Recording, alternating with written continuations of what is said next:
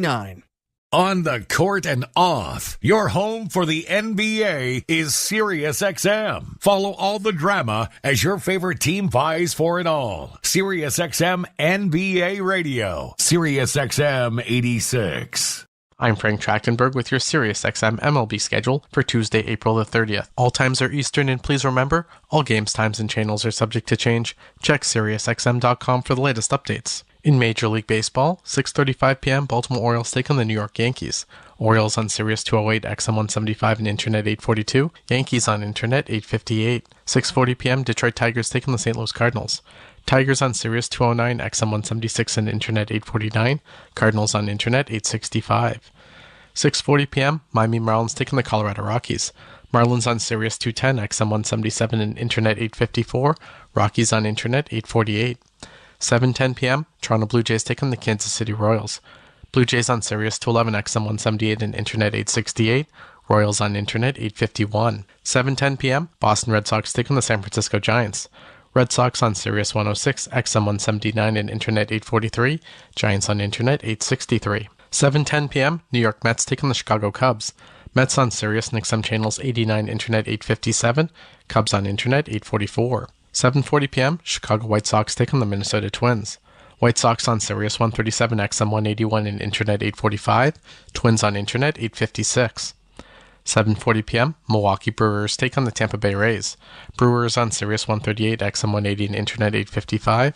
Rays on Internet 866. 8:05 p.m., Texas Rangers take on the Washington Nationals. Rangers on Sirius 139, XM 183, and Internet 867. Nationals on Internet 869.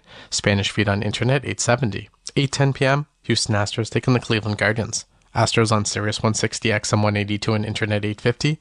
Guardians on Internet 847. 9:38 p.m., LA Angels take on the Philadelphia Phillies. Angels on Sirius 161, XM 185, and Internet 852. Phillies on Internet 860. 9:40 p.m., Seattle Mariners take on the Atlanta Braves. Mariners on Sirius 132, XM 184, and Internet 864. Braves on Internet 841. 9:40 p.m., San Diego Padres take on the Cincinnati Reds. Padres on Sirius 94, XM 188, and Internet 862. Reds on Sirius and XM channels 89, Internet 846. 9:40 p.m., Arizona Diamondbacks take on the LA Dodgers. Diamondbacks on Sirius 146, XM 186, and Internet 840. Dodgers on Internet 853. Spanish Feed on Internet 871. 9:40 p.m., Oakland A's take on the Pittsburgh Pirates. A's on Sirius 108, XM 187, and Internet 859. Pirates on Internet 861. I'm Frank Trachtenberg with your SiriusXM MLB schedule for Tuesday, April the 30th. All times are Eastern, and please remember, all games, times, and channels are subject to change. Check SiriusXM.com for the latest updates. In Major League Baseball, 6:35 p.m., Baltimore Orioles take on the New York Yankees. Orioles on Sirius 208, XM 175, and Internet 842. Yankees on Internet 858. 6:40 p.m., Detroit Tigers take on the St. Louis Cardinals. Tigers on Sirius 209, XM 176, and Internet 849. Cardinals on Internet 865. 6:40 p.m., Miami Marlins take on the Colorado Rockies. Marlins on Sirius 210, XM 177, and Internet 854. Rockies on Internet 848. 7:10 p.m., Toronto Blue Jays take on the Kansas City Royals. Blue Jays on Sirius 211, XM 178, and Internet 868. Royals on Internet 851. 7:10 p.m., Boston Red Sox take on the San Francisco Giants. Red Sox on Sirius 106, XM 179, and Internet 843. Giants on Internet 863. 7:10 p.m., New York Mets take on the Chicago Cubs. Mets on Sirius and XM channels 89, Internet 857. Cubs on Internet 844. 7:40 p.m., Chicago White Sox take on the Minnesota Twins. White Sox on Sirius 137, XM 181, and Internet 845. Twins on Internet 856. 7:40 p.m., Milwaukee Brewers take on the Tampa Bay Rays. Brewers on Sirius 138, XM 180, and Internet 855. Rays on Internet 866. SiriusXM NFL Radio Channel 88 brings you expert analysis from former players, coaches, and executives, plus reaction to all the latest news on the only 24/7 station dedicated to the National Football League. Host Eduardo Perez from the leadoff spot was on SiriusXM MLB Network Radio to talk about the stellar rotation happening over in Philadelphia for the Phillies and how that's led to so much consistency with the team. This team was always going to be as good as their number 3 and 4 starters. And you're right, Turnbull has done well as that number 5, but Christopher Sanchez has been fantastic. And those two lefties, Ranger Suarez, who is having a great start to the season, with Christopher Sanchez is keeping that bullpen on point.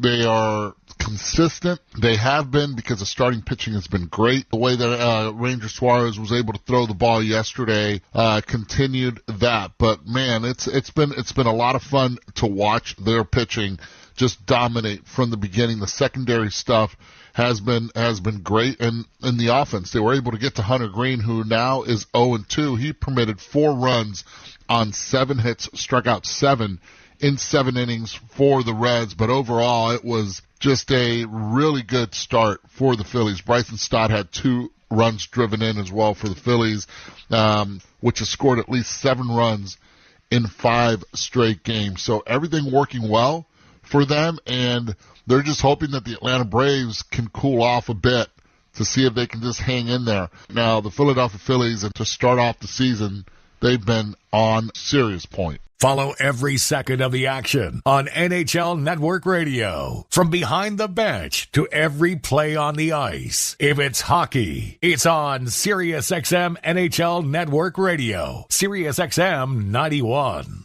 I'm Frank Trachtenberg with your SiriusXM MLB schedule for Tuesday, April the 30th. All times are Eastern, and please remember, all games, times, and channels are subject to change. Check SiriusXM.com for the latest updates. In Major League Baseball, 6:35 p.m., Baltimore Orioles take on the New York Yankees. Orioles on Sirius 208, XM 175, and Internet 842. Yankees on Internet 858. 6:40 p.m., Detroit Tigers take on the St. Louis Cardinals. Tigers on Sirius 209, XM 176, and Internet 849. Cardinals on Internet 865. 6:40 p.m., Miami Marlins take on the Colorado Rockies.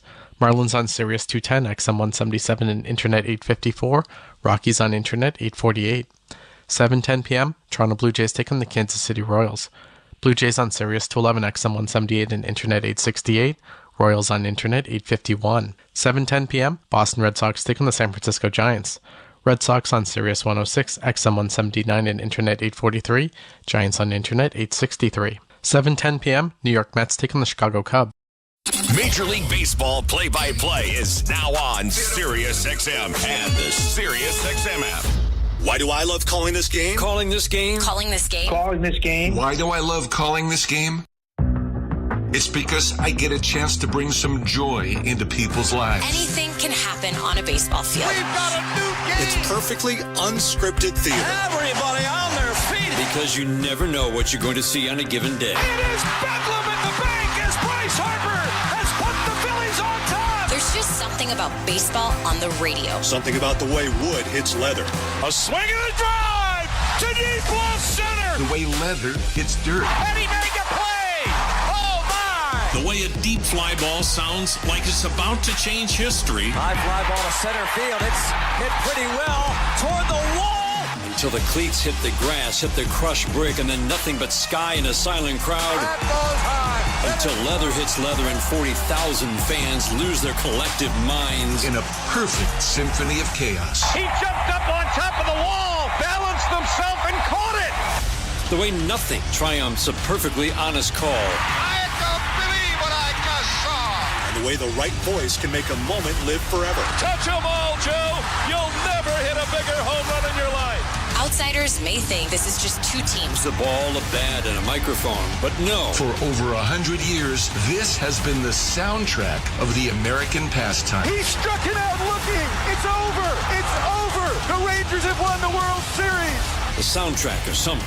This is Major League Baseball on the radio. Right now on SiriusXM. All rise! Coming in 5. Get ready to play. 4. Get up! Get up! 3. Can you believe it? Put your seatbelt on. Wow. My goodness! Major League Baseball play-by-play is now on SiriusXM and the SiriusXM app. The South Carolina Gamecocks are on top of the women's college basketball world yet again. Perfection for South Carolina. 38 games, 38 wins. We're reacting to the perfect season and talking to the biggest names right here on Channel 374. Congratulations, Coach Staley. What does this particular title mean to you? This title is pretty special because it was unexpected. Keep it locked into SiriusXM SEC Radio as we continue to break it all down and celebrate the Gamecocks' 3rd national national title. Blue Jays fans, your manager, John Schneider, joins MLB Network Radio's Power Alley every other Wednesday at 11 a.m. Eastern. I got all the confidence in the world in Joe Romano. I've known him for a long time. I know his demeanor. And I always say, when you're talking about a closer giving up a couple runs in the ninth inning, it's just so much more magnified than a starting pitcher giving up a 2-run homer. Managers at the mic on MLB Network Radio, Sirius XM 89 and the SXM app. Hello, Blue Jay fans. I'm Craig Ballard, host of your daily Locked On Blue Jays podcast. Locked On Blue Jays is part of the Locked On Podcast Network, your team every day. Locked On Blue Jays brings you the latest Blue Jays news and analysis and breaks down all of the action. Locked On Blue Jays is everything a Blue Jays fan could want, all in a 30-minute daily podcast. Download Locked On Blue Jays right now on the SXM app, available with all trials and popular plans, or wherever you get your podcasts. Search Locked On Blue Jays. While you're listening to this game on Sirius XM, we're talking about the latest odds and prop bets for this and every game on Sports Grid Radio. The under's minus 125. Heavy juice to the under. Every home run hit and every strikeout thrown can change the line. I can't for the life of me figure out how you can favor a team that never wins, ever. If you're looking for sports talk centered around the latest odds and prop bets for games, races, tournaments, or any sporting event, Sports Grid Radio, Sirius XM, Channel 159. This is Bob Kendrick, president of the Negro Leagues Baseball Museum and host of the Sirius XM original podcast, Black Diamonds. Hear stories about the legends of the Negro Leagues and conversations with the all-time greats they've influenced, like 5-time World Series champion Derek Jeter. I don't care what race you are. You need to know your past. This is U.S. history. It's not just baseball history. Hear over 70 episodes of the award-winning Black Diamonds podcast, available now on the Sirius XM app or wherever you get your podcasts. Nobody covers the National Football League like Sirius XM NFL Radio. Mahomes fires it late for the end zone. Caught! Touchdown! Get the latest news from OTAs to minicamps, all the way through training camps. We don't care about expectations. Talk doesn't win games. Our panel of experts is getting you ready for the 2024 season. The more I watch this guy, the more I like him. There's a story for every team on Sirius XM NFL Radio Channel 88 in the car and on the all-new Sirius XM app. Zooday.ca. CJCL Toronto. This slams the ball to right field. Way back. Way gone. Is Toronto Blue Jays baseball. Low rounding and heading for second to throw. In time. On the Sportsnet Radio Network.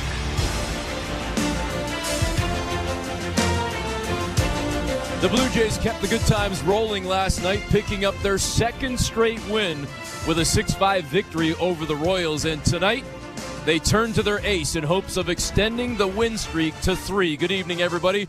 Eric Smith and former Major Leaguer Chris LaRue with you, alongside host and producer Sho Ali, Tom Young, and Austin Mackey, our technical directors. Toronto Blue Jays baseball is brought to you by the local family-owned Crown Rust Control Centers in Nepean and Orleans. Protect your vehicle from rust today. Find your local family-owned Crown at crown.com, Canada's #1 rust protection.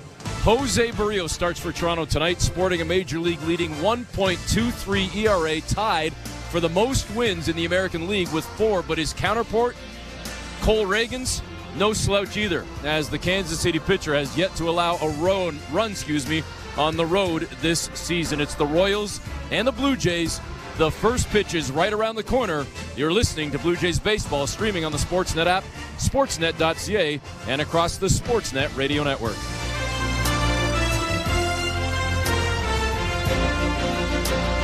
Timber Mart is Canada's building center, a solid neighbor to call upon when you've got a job to do. Your dependable home improvement store that offers the added value of Air Miles reward miles with every purchase of $15 or more. Visit timbermart.ca.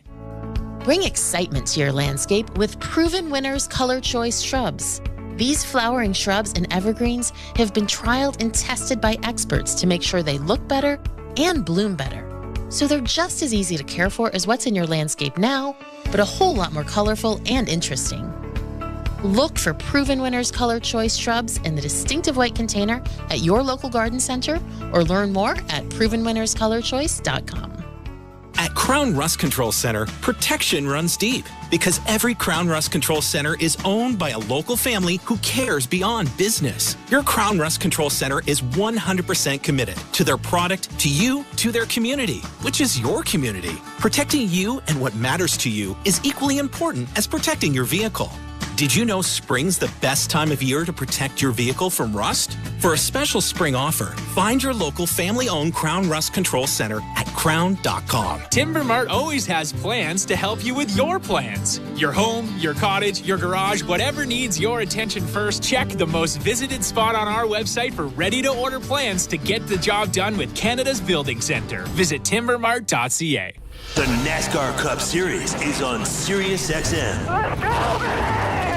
We're back on the track Sunday, 2 p.m. Eastern. It's the Advent Hell 400 from Kansas Speedway. Checker flag, baby. Yeah! On SiriusXM NASCAR Radio Channel 90 in the car and on the all-new SiriusXM app. Yeah! Get closer to everything that moves you wherever you are with the SiriusXM app. Let's make some smoke and drink some beer. Yeah! Jays fans, this is George Springer, and you're listening to Blue Jays Baseball on SiriusXM. George Springer, airborne, snatches it out of the sky. And Turner gets under another one, sends it to left field, and it's out of here. Justin Turner, for the second time in this ball game, in as many at-bats, launches one to a similar spot, and he gives Toronto the 3-2 lead. Yeah, I just thought the at-bats were a lot better tonight, a lot better quality contact, a lot of hard hit balls in the air, off the ground, and 1 through 9 good ABs. We obviously scored enough to win a ball game, so that's always nice. That, of course, the voice of Justin Turner, a monster performance last night for the Blue Jays as Toronto scores 6+ runs for the first time in over 3 weeks. And a large chunk of that thanks to Justin Turner and the 2 home runs. We get set now for Game 2 between Kansas City and Toronto. Eric Smith, Chris LaRue with you as we take a look at the standings in the American League East. Download the Bet365 app today for baseball odds and find out why it's never ordinary at Bet365 19+. Play responsibly, Ontario only. The Jays come in 4th in the East at 15-15. But it's pretty tight right now. Baltimore on top of the division at 18-10. The Yankees in second at 19-11. Boston in third, 16-13, and pulling up the rear below Toronto. Tampa Bay at 14-16. But Toronto looking for a third straight win tonight against the Royals. And for the starting lineup, starting with KC, I hand it over to my counterpart, Mr. Chris LaRue. Thank you, Eric. Here's the starting lineup for the Kansas City Royals. Leading off and playing third base is Michael Garcia. Bobby Witt Jr. will bat second and play shortstop. DHing and batting third is Vinny Pasquantino. Salvador Perez is back in the lineup, batting in the cleanup spot. He'll play first base. Batting fifth and playing second base is Michael Massey. Behind the dish is Freddie Fermin. He'll bat sixth. In left field, hitting seventh, is MJ Melendez. Hunter Renfroe will bat 8th and play right field. And in center field, batting 9th, is Kyle Isbell. On the mound is lefty Cole Reagans. And for the Toronto Blue Jays, leading off and playing center field is George Springer. Vladimir Guerrero Jr. will hit second and play first base. At shortstop, batting third, is Bo Bichette. Justin Turner will DH and hit in the cleanup spot. In left field, batting fifth, will be Davis Schneider. Behind the plate is Alejandro Kirk. He'll bat sixth. Ernie Clement will bat seventh and play third base. At second base is Isaiah Kiner-Falefa. He'll bat eighth. And batting ninth, playing right field, is Kevin Biggio. On the mound with an ERA of 1.23 is righty Jose Berrios. Berrios on the bump right now, warming up, getting set for this one. And Chris, he has pitched so well this season. I was wondering if the Jays were going to wear the baby blues again. They are. So obviously the superstition continues as they try to get that third straight victory in these baby blues. It started on Sunday against the Dodgers, but Berrios, whatever color he's been in this season, has been awesome. Well, he's been great for the majority of this season. Obviously with a 1.23 ERA, his only speed bump was ironically in his last start against Kansas City. He gave up that 2-run homer to Salvador Perez early on in that ball game, and it was shortened due to rain. He only threw 67 pitches. He didn't have his best stuff. He gave up 2 earned runs in just 5 innings of work. But look for him to bounce back after what I would call an off day, just with the velocity, just with the stuff. And he only threw 67 pitches, so he should be fresh. And the matchup tonight is exactly as it was essentially a week ago on April 25th in KC, the game that Chris just spoke about. It was Berrios against Reagans on that day. We are set to go here as third baseman Michael Garcia starts it off for the Royals. The first pitch, it's a bouncer over to third base, picked up by Ernie Clement, throws to first and gets it. We're 1 pitch in. First pitch was at 7:08, and the Jays have registered the first out of the game. Well, that first pitch was a good sinker right down the middle, and that's how you want to start the game as a starter. 1 pitch, 1 out. Just how you write it up. The righty Bobby Witt Jr. comes to the plate now for Kansas City.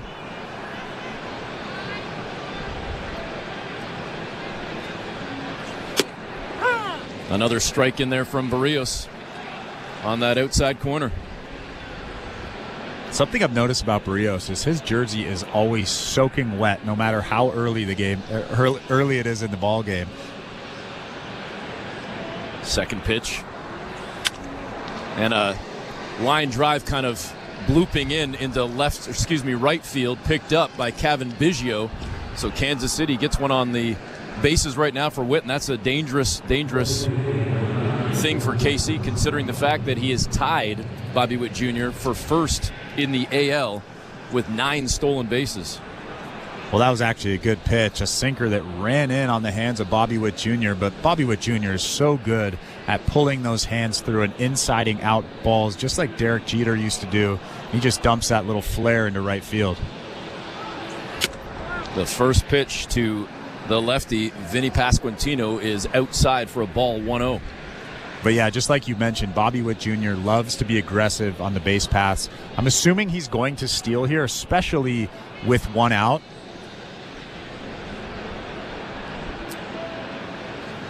Second pitch comes in, and that one no good either. Kind of down in the dirt a little bit on a changeup, 2-0.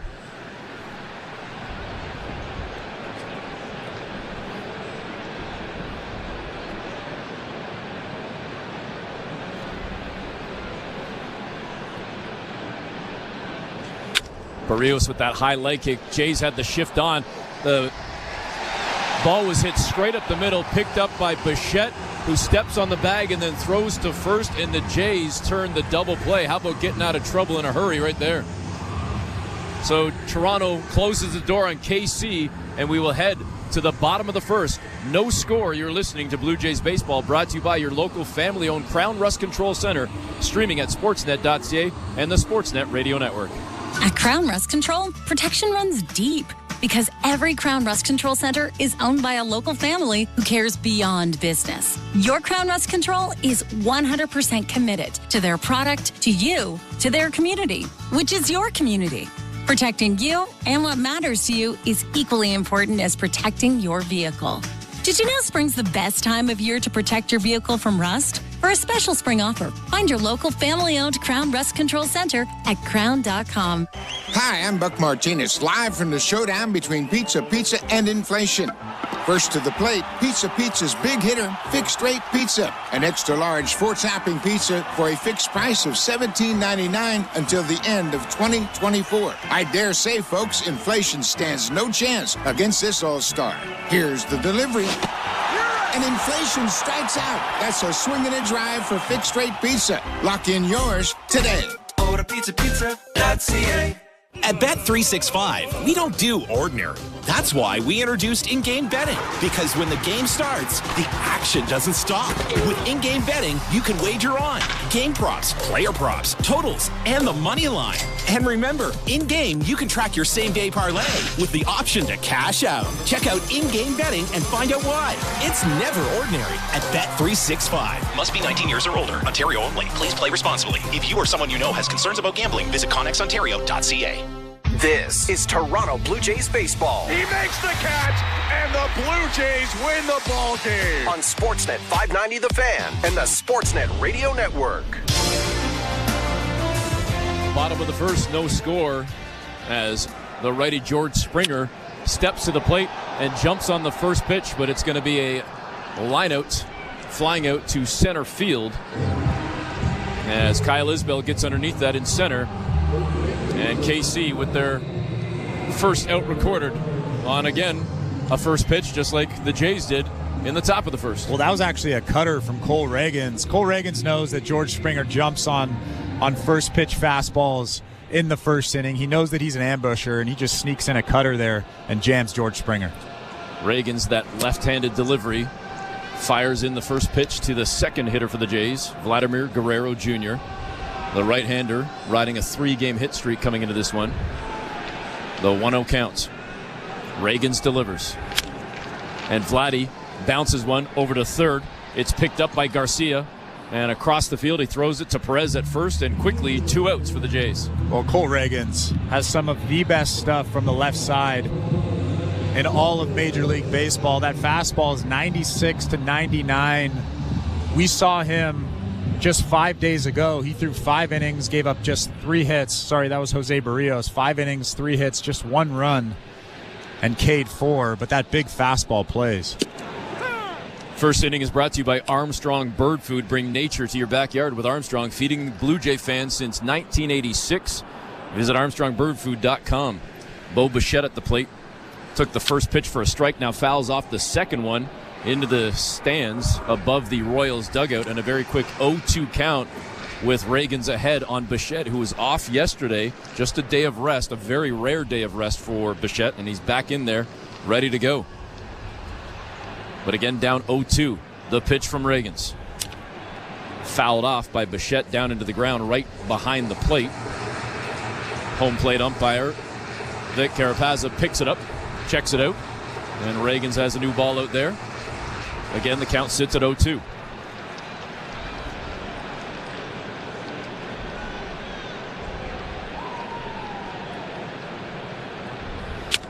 Bichette smacks one over to first base. It's picked up by Perez, who runs over about 10, 12 feet to step on the bag and retire the Blue Jays. So no score at the end of 1. You're listening to Blue Jays Baseball, brought to you by your local family-owned Crown Rust Control Center. Streaming at sportsnet.ca and the Sportsnet Radio Network. Queen Bee's reign had just begun. Big, Pac, Dre, and Jay were taking hip-hop to a whole new level. It was all a dream. And everything was fly.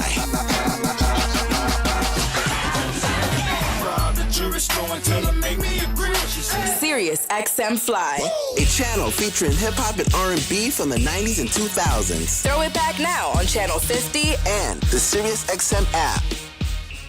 Fantasy Sports Radio is helping you win your fantasy leagues. Right now on Channel 87. It's a home run for Ronald Acuna. From in-season fantasy baseball management to daily fantasy playoff basketball to reacting to the NFL draft, Fantasy Sports Radio is here to help you dominate. Don't ever take a player that you don't intend to keep all year. Don't do it. It's terrible management. Fantasy Sports Radio, your home for fantasy sports. Channel 87 and on the all-new Sirius XM app. The Busted Open podcast is now available on YouTube. This is Dave LaGreca, host of Busted Open, the #1 pro wrestling show on the planet. You can now watch and listen to the award-winning Busted Open podcast every single day on YouTube. Our best interviews, behind-the-scenes access, and some of our best content from the past. All available right now when you go to youtube.com/@BustedOpenPodcast. Subscribe right now. Hey, baseball fans, the NBA postseason is in full swing, and your home for nonstop discussion every day and playoff action on the court every night is Sirius XM NBA Radio Channel 86 and on the brand new Sirius XM app. Sportsnet Radio Network. Welcome back. Top of the second inning, getting set for Salvador Perez, the right-handed hitter, the fourth hitter in the lineup for Kansas City after they went 1-2-3 in the top of the first. Berrios with the pitch, and it's straight down Main Street. Clocked at about 94 on the sinker. The 0-1 count to Perez. Jose Berrios' ball has so much life to it already. You can see that early on in this ball game. Good velo. That last fastball was 94 miles an hour. And Perez on the second pitch sends it down into left field. Schneider couldn't get there in time. It bounces fair, and very quickly on it, though, Schneider throws it into Bichette, who tosses it over to Connor Falefa at second, and Perez stands on first with now a streak that sits at 20 games in terms of his on-base streak. Well, that fastball from Jose Berrios was in off the plate, right in on the hands of Salvador Perez. And he's just so strong, just muscles it out into left field. Davis Schneider does a good job coming and cutting it off down the line. But Salvador Perez, still one of the game's best hitters. The left-handed hitter, Michael Massey, comes up next, batting fifth for the Royals. And the first pitch comes in from Berrios, the slurve. It's 0-1.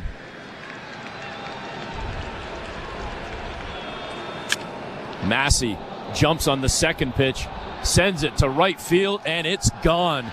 He jumped on that thing and took it for a ride. And Kansas City, in the top of the second, has jumped out to a 2-0 lead on the bat of Massey, a 404-foot home run. Well, that was a slider on the inside part of the plate, down and in. And Michael Massey does a good job golfing it out of here over that fence right beside that right field bullpen. But that was a pitch that Jose Berrios wanted to bury. And he left it out over the middle of the plate, and Michael Massey golfs it out of here. His first home run of the season, as Freddie Fermin now comes to the plate. The right-handed batter slaps at the first one and fouls it off just to our right. Eric Smith and Chris LaRue from the Timber Mart broadcast booth in the top of the second. The Royals leading now 2-0. And a quick 0-2 count now to Freddie Fermin.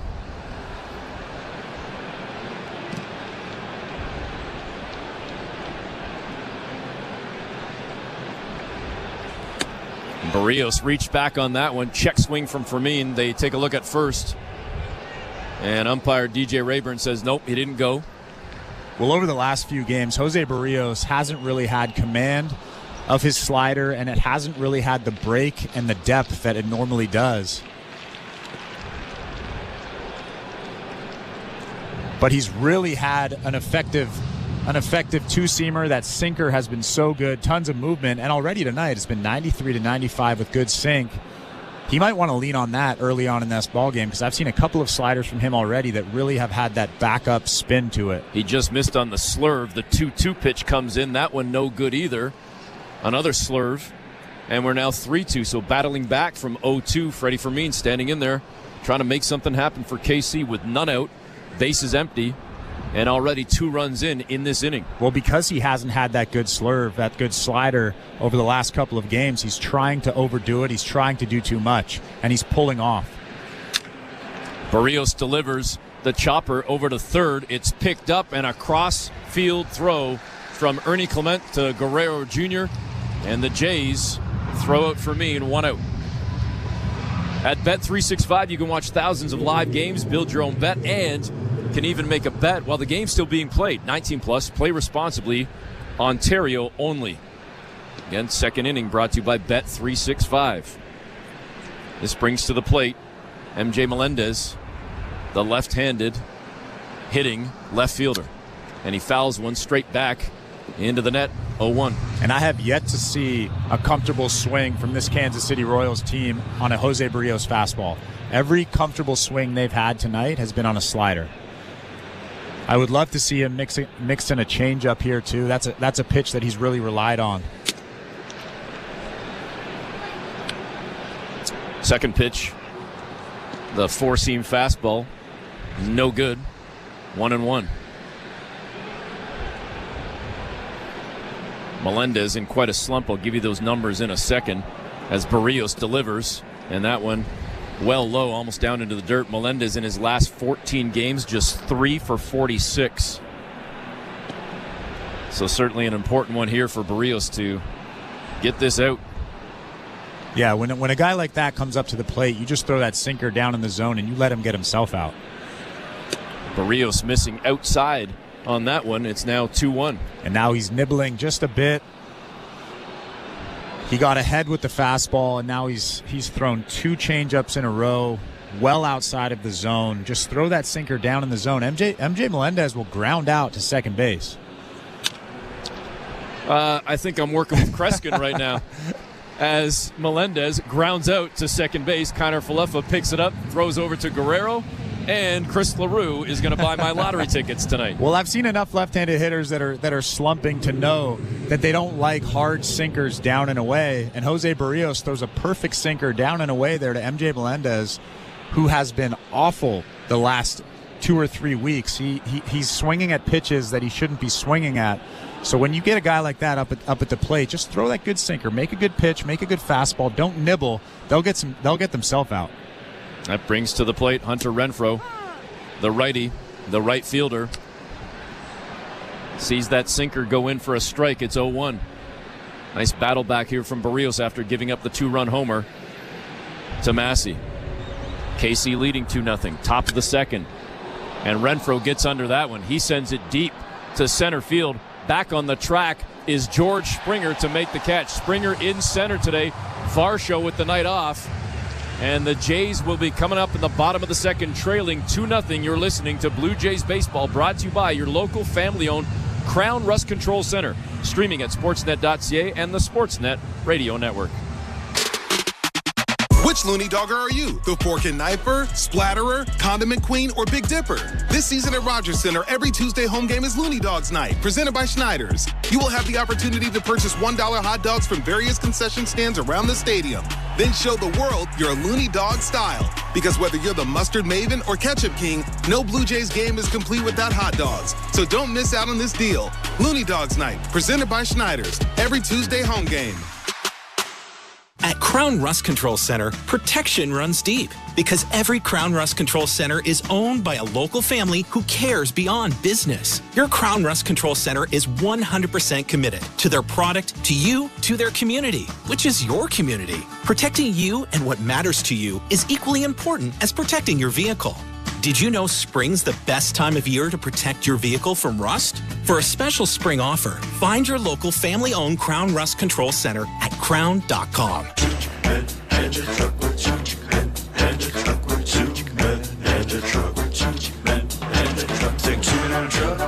Truck.ca. So when you gotta move, all moving day. Think 2-minute truck. .ca. Cause all of us movers are not the same. So that's our company name, 2-minute truck.ca. We're lots of men with lots of trucks. So give us a call today. Hey, this is Trevor Richards. You're listening to Toronto Blue Jays Baseball on the Sportsnet Radio Network. Bottom of the second, the Blue Jays trailing 2-0, and Justin Turner comes to the plate, batting in the cleanup spot tonight for Toronto. Again, had those 2 home runs last night in the victory over the Royals. The first pitch from Reagans. Outside. Well outside. 1-0. And those 2 home runs, the first one was 343 feet. The second one was 368 feet. It's about 350 feet further than I could hit a ball. Well, he didn't get all of them, but he got enough of them. Well, both of them 2 were homers. They were almost in the same spot there in that left field corner. Reagans, the pitch. That one in there for a strike.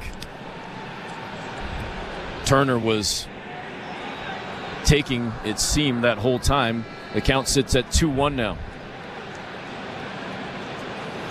Swing and a miss on that fourth pitch. The four-seamer at about 98 miles an hour. It's now 2-2. Yeah, Reagans has such good stuff. From the left side, a big guy, 6'5". And he just struck out Turner. His first K of the evening at 98 again. And that brings Davis Schneider to the plate. You could become a multimillionaire tomorrow night, and Buck Martinez could be calling you to tell you the news. The Jays Care amazing April take-home prize is now over $2 million. In fact, it's just shy of $2.1 million as we speak right now. First pitch to Schneider, no good on the inside, 1-0. Ticket start as low as $10. Visit bluejays.com/5050 right now to get your tickets in Ontario and Nova Scotia. Swing and a miss on that pitch right there from Schneider, now 1-1. In fact, Robert Witchell from Jays Care Foundation, he's sitting right behind us right now. He's going to join us next inning to talk about this big prize. Jays could use a big prize right now from Schneider. Get on the board as they trail 2-0. And Schneider punches one to right field. It's falling, and it's going to drop in for sure. Schneider, he's eyeing second. He's going to go for it. There was some hesitation, though, and he's going to get thrown out. He looked. He seemed to stop, Chris, and then tried to get the engine going again, and that split-second indecision cost him as he gets thrown out. Well, that was a weak fly ball to right field that dropped kind of to the left of Hunter Renfroe in right field, almost near the foul line. And Hunter, it looked like, from our point of view, Hunter Renfroe had a little bit of trouble coming up with it, and I think that's where Davis Schneider kind of stutter-stepped and continued on to second base, but he was thrown out by 3 or 4 steps. Now, how much is on Schneider and how much is on Mark Budzinski? Is that all the player himself doing it? That is 100% Davis Schneider. The play is in front of him. When the play is in front of you as a runner and you can see the play, that's when you make your own decision. But Budzinski's not saying go, go, go. He's just making you, or letting you make your own decision because you can see the play. Reagan's missed on the first pitch to Kirk, but got the next 2 as that one just came in, another fastball. And it's 1-2 suddenly to Alejandro Kirk. The most important coach on the bases is the third base coach. Kirk doesn't swing at that one, and rightfully so. It's well high, way out of the zone. 2-2. Because he's waving you to third base or to home plate when you can't see the baseball. The decision is 100% his call. The 2-2 to Kirk, straight back at Reagan's. He snags it and trots over to first. Underhand throw to Perez to throw out Alejandro Kirk. And the Jays again go 1-2-3. End of 2. Royals leading 2-0. You're listening to Blue Jays Baseball, brought to you by your local-owned Crown Rust Control Center, streaming at sportsnet.ca and the Sportsnet Radio Network. We're 2 men and a truck, and we've got lots of men and lots of trucks. Whether you're planning a move to a new home or to a new office down the hall, big or small, we move them all.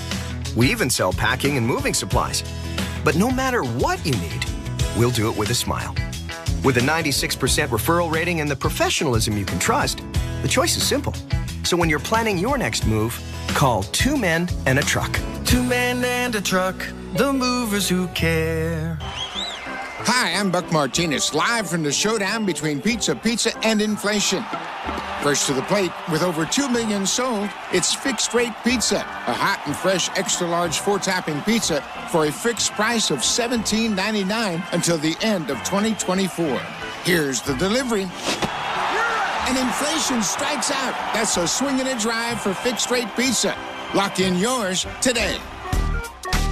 Order pizza.ca.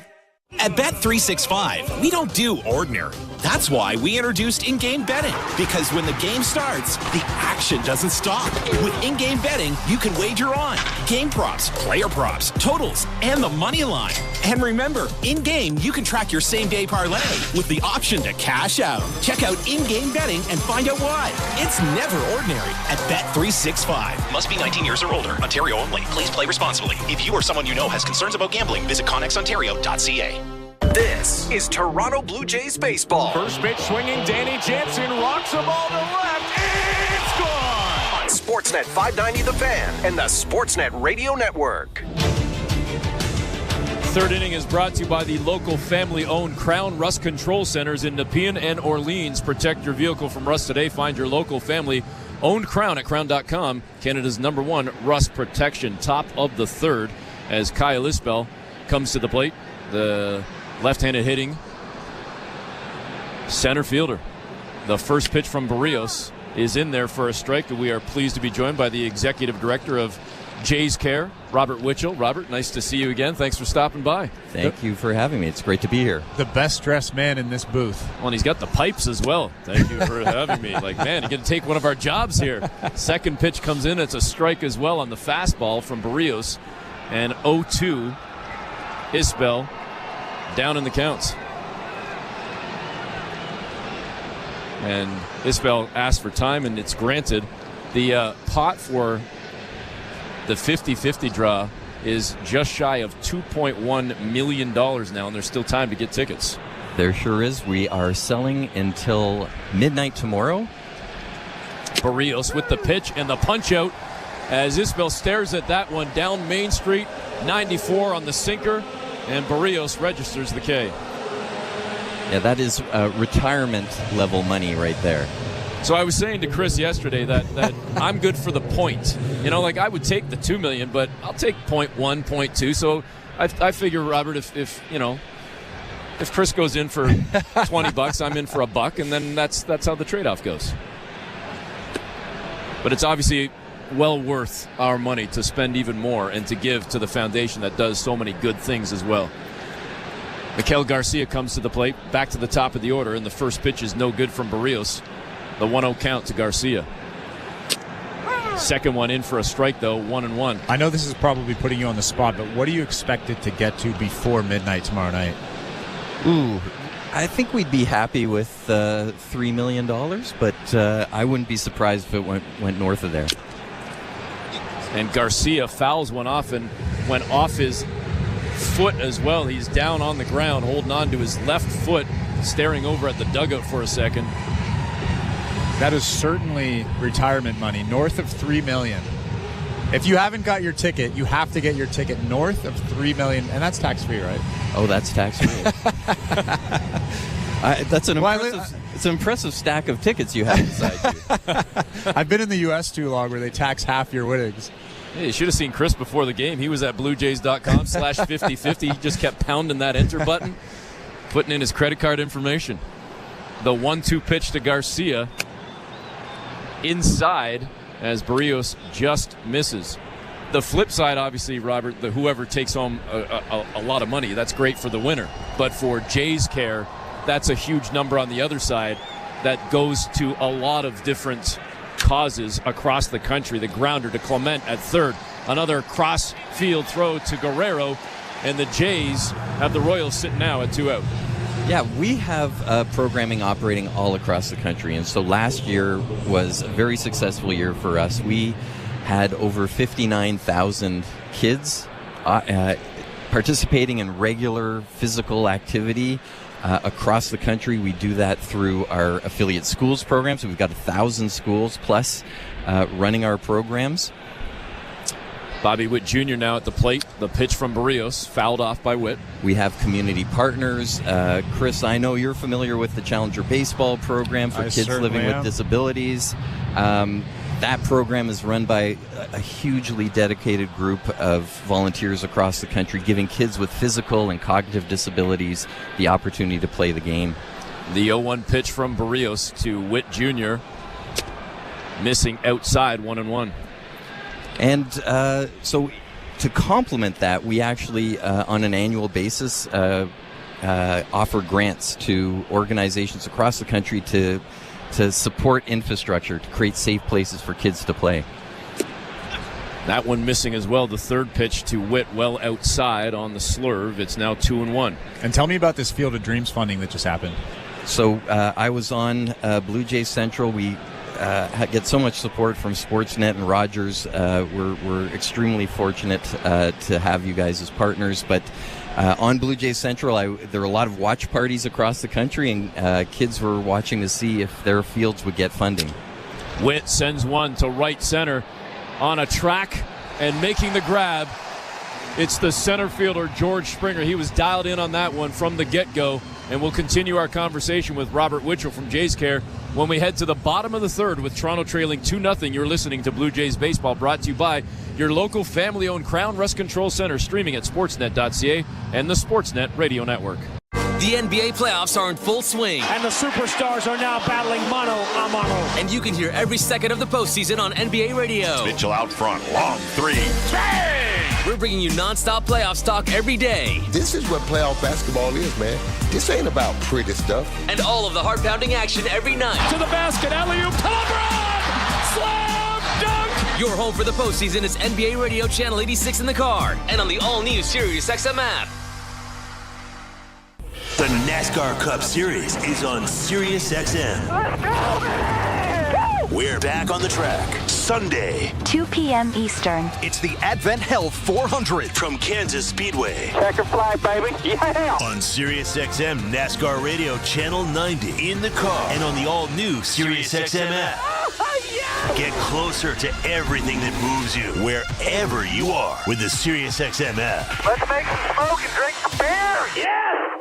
On Backstory, the PGA Championship, the mysteries behind Rory McIlroy's last major title a decade ago. This is a crazy finish at Valhalla. It was certainly very different. And how Bob May went toe-to-toe with Tiger Woods in his prime. Yes, you may! Listen to Backstory, the PGA Championship, Tuesday, May 7th at 8 p.m. Eastern on SiriusXM PGA Tour Radio, Channel 92 in the car, and on the all-new SiriusXM app. Fantasy Sports Radio is helping you win whichever fantasy sport you play.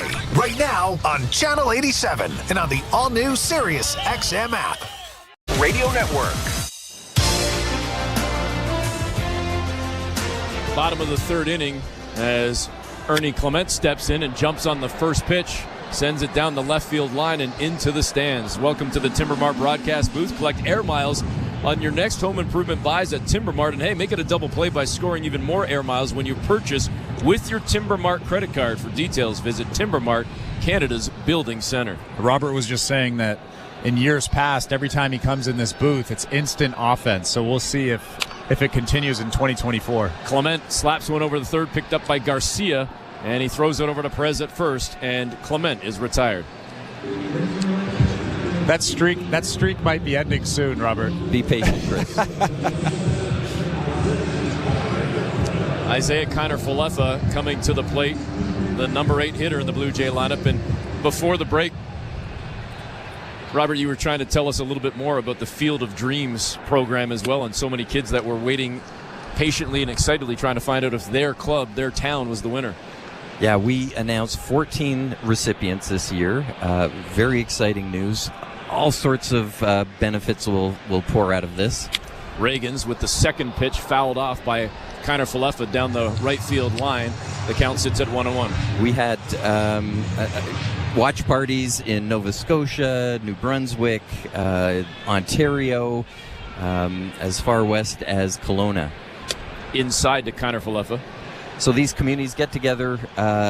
They know they're finalists for the program, and it's one of the funnest parts of my job is to announce, $1.5 million of funding for baseball infrastructure.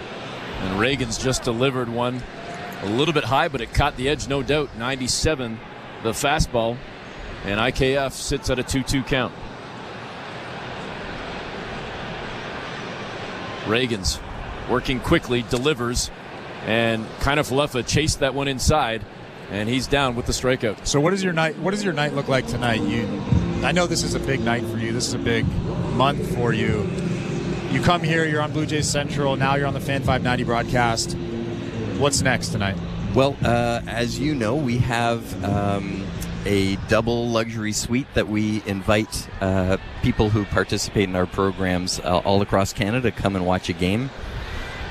The number 9 hitter, Kevin Biggio, steps up, swings at the first pitch over to Garcia at third, and he throws across the field to Perez to punch out Kevin Biggio. Well, I guess the night ends right now. He's going to go hang out in the suite. No Robert. No offense, Robert. That's what we're going to call you from now on. Maybe I'm the jinx. Maybe Robert's got to be away from me. It's just delayed one inning. All right. Thanks for stopping by, Robert. Thanks for everything you and Jays Care does. Thank you very much. You're listening to Blue Jays Baseball, brought to you by your local family-owned Crown Rust Control Center, streaming at sportsnet.ca and the Sportsnet Radio Network. Nobody covered the 2024 draft like NFL Radio. The Chicago Bears select Caleb Williams. Crossed off the first pick in the NFL draft. Very blessed, very honored. The Washington Commanders select Jaden Daniels. It's a real moment. It's something I dreamt about since a kid. The New England Patriots select Drake May. One of the best sports towns in the country, and I can't wait to play for the Patriots. Just out to Pats Nation. Sirius XM NFL Radio Channel 88 and on the all-new Sirius XM app. Are you regretting eating that gas station hot dog? Yeah, we know. We've been there too. This is a message for baseball fans like you. Did you know that you get a channel that's talking baseball 24/7 as part of your Sirius XM subscription? What? Our lineup includes shows hosted by former big leaguers and executives. Plus, you'll hear from 17 managers each week. MLB Network Radio is on Sirius XM Channel 89, or just search MLB Network Radio on the SXM app. Sirius XM Sports. We're more than just a game. We're talking college basketball on ACC Today. Great run for NC State men's basketball. The story of this team is one I don't think anybody will forget. They were able to accomplish a lot. They captured the hearts and the minds of the nation. DJ Burns became an absolute star nationally. I love it. ACC Today, weekdays from 8 to 11 a.m. Eastern. ACC Radio, Channel 371, and the Sirius XM app. 24/7, 365 coverage of all things NASCAR. All things NASCAR happens exclusively on Sirius XM NASCAR Radio, Channel 90. The fourth inning presented by Bet365. At Bet365, you can bet live in-game on game props, totals, and moneyline. Download the app and find out why. It's never ordinary at Bet365. 19 plus. Play responsibly. Ontario only. We start the top of the fourth with Vinny Pasquantino, the DH for the Royals, taking the first pitch, but it's in for a strike from Berrios. Second one, slapped down to first by Pasquantino, picked up by Guerrero, over to Berrios covering first, and we've got one out. Robert Witchell blamed the quick innings on the pitch clock. I think he's just bad luck. It might be you, though. It might be you. It could be me. I mean, listen. I don't want to say, but I am 1-0. You know, like they got the win last night, the Blue Jays. So if I am bad luck, we'll find out. Even if the Jays were to lose tonight, I'd still have a 500 record. So you know, but I'll take the blame. I'm the new guy. I'll take the blame. It's not Robert. Salvador Perez steps up, the big right-handed hitter, one of the best in baseball, and a big swing and a miss on that first pitch from Berrios. Well, I feel bad that he wasn't in here longer, but he's a guy that. He does so much for the community. Obviously, Jays Care does so much, raising so much money, giving back to Canada and all its communities. Perez taking on that one, and it's a strike on the slurve at 82 miles an hour from Berrios. And Perez down 0-2 in the count. So thank you, Robert Witchell, for coming in here and spending 30 seconds with us. Perez reaches out and sends one to right field, and an easy grab for Kevin Biggio, and the Blue Jays have 2 outs on the Royals. And Jose Berrios has really hit another gear after giving up that 2-run home run to Michael Massey earlier in this ball game. He has gotten way better. His slider has more depth, better spin, and that fastball is just incredible. It's been incredible all season long. He dots it, so much movement, 94, 95 tonight. He's hitting another gear. And speaking of Michael Massey, he's at the plate right now. The left-handed hitting Michael Massey with his first home run of the season. In his last at-bat, the 2-run shot is the score right now. Kansas City leading 2-0 in the top of the fourth. The 1-0 pitch to Massey is no good. It's now 2-0. And Michael Massey hit a hanging slider in his last at-bat over the wall in right field. And you can tell they're not messing around here. 2 good fastballs. Yes, he fell behind 2-0, but they were trying to come in with sinkers.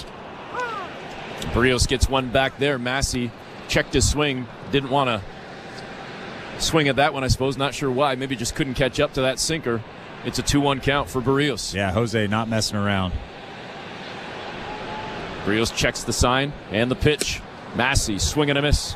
2-2. There's that changeup that he's been throwing more and more all season long, especially to left-handed hitters. That thing's become a weapon, and I don't know why he doesn't throw it as often as he should, but it has very good depth to it, almost like a split finger. Crowd buzzing. They want out of this inning, and wow, just missing low on the changeup. It's a 3-2 count.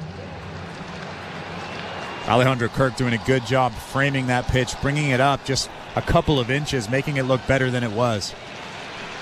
The 3-2. And that one will indeed be a punch-out for Jose Berrios. Massey didn't like the call. He turns around to Carapazza, the home plate ump, and has a few words, but the Jays get out of the inning unscathed, and we head to the bottom of the fourth with Kansas City leading 2-0. You're listening to Blue Jays Baseball, brought to you by your local family-owned Crown Rust Control Center. Streaming at sportsnet.ca and the Sportsnet Radio Network. Timber Mart is Canada's building center. A solid neighbor to call upon when you've got a job to do. Your dependable home improvement store that offers the added value of Air Miles reward miles with every purchase of $15 or more. Visit timbermart.ca. Bring excitement to your landscape with Proven Winners Color Choice Shrubs. These flowering shrubs and evergreens have been trialed and tested by experts to make sure they look better and bloom better, so they're just as easy to care for as what's in your landscape now, but a whole lot more colorful and interesting. Look for Proven Winners Color Choice Shrubs in the distinctive white container at your local garden center, or learn more at provenwinnerscolorchoice.com. Timber Mart always has plans to help you with your plans. Your home, your cottage, your garage, whatever needs your attention first, check the most visited spot on our website for ready-to-order plans to get the job done with Canada's Building Center. Visit timbermart.ca. At Bet365, we don't do ordinary. That's why we introduced in-game betting. Because when the game starts, the action doesn't stop. With in-game betting, you can wager on game props, player props, totals, and the money line. And remember, in-game, you can track your same-day parlay with the option to cash out. Check out in-game betting and find out why. It's never ordinary at Bet365. Must be 19 years or older. Ontario only. Please play responsibly. If you or someone you know has concerns about gambling, visit connexontario.ca. This is Toronto Blue Jays baseball. Swing and a miss, strike three. Jordan Romano saves the game for the Blue Jays. On Sportsnet 590 The Fan and the Sportsnet Radio Network. Bottom of the fourth, and we're at the top of the order. George Springer steps in for the Jays, and the first pitch from Reagan's no good. It's high, 1-0. Welcome to the Timber Mart broadcast booth. Eric Smith, Chris LaRue with you. Blue Jays trailing 2-0. Again, bottom of four. Springer lets that one go. It's inside and a little high as well. The count sits at 2-0. Reagan's has thrown only 30 pitches thus far. Came inside on Springer. He fights it off and fouls one. A little squibbler down the third base side right in front of the Blue Jay dugout. Well, Reagan's has really been good all season. I mean, you're witnessing one of the best lefties in all of baseball. He's just a guy that throws too many strikes, too many pitches over the heart of the plate. Another foul off down the third base side. This one gets down toward the outfield, picked up by the ball boy, and a souvenir for a young fan down there sitting in the front row. 2-2. Springer trying to battle here. He's a left-hander who throws upper 90s. He has good off-speed pitches. And came inside and struck out Springer on that one with the slider, one down. And on April 20th against Baltimore, he only got through 1 2/3 innings, giving up 9 hits, 7 earned runs. And the reason for that, he didn't walk anybody. Too many pitches over the middle of the plate. He's a guy with some of the best stuff in baseball, but he throws too many hittable pitches. Once he learns to throw to all the 4 quadrants, he'll be a guy in all-star games for sure. Guerrero Jr. comes up, grounded out to third in his first at-bat. Swung and missed at that first one. It's 0-1. Reagan's delivers. And an 0-2 count now on a swing and a miss from Guerrero. And that one just under 100 miles an hour.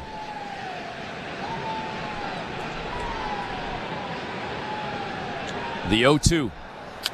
fouled off by Guerrero. The out-of-town scoreboard brought to you by St. Louis Bar and Grill. Devilishly good since Toronto first raised the trophy in '92. Join them for wings, ribs, beer, cocktails, and catch every play at your local St. Louis Bar and Grill. St. Louis Bar and Grill, download the app at stlouiswings.com for details. Always devilishly good.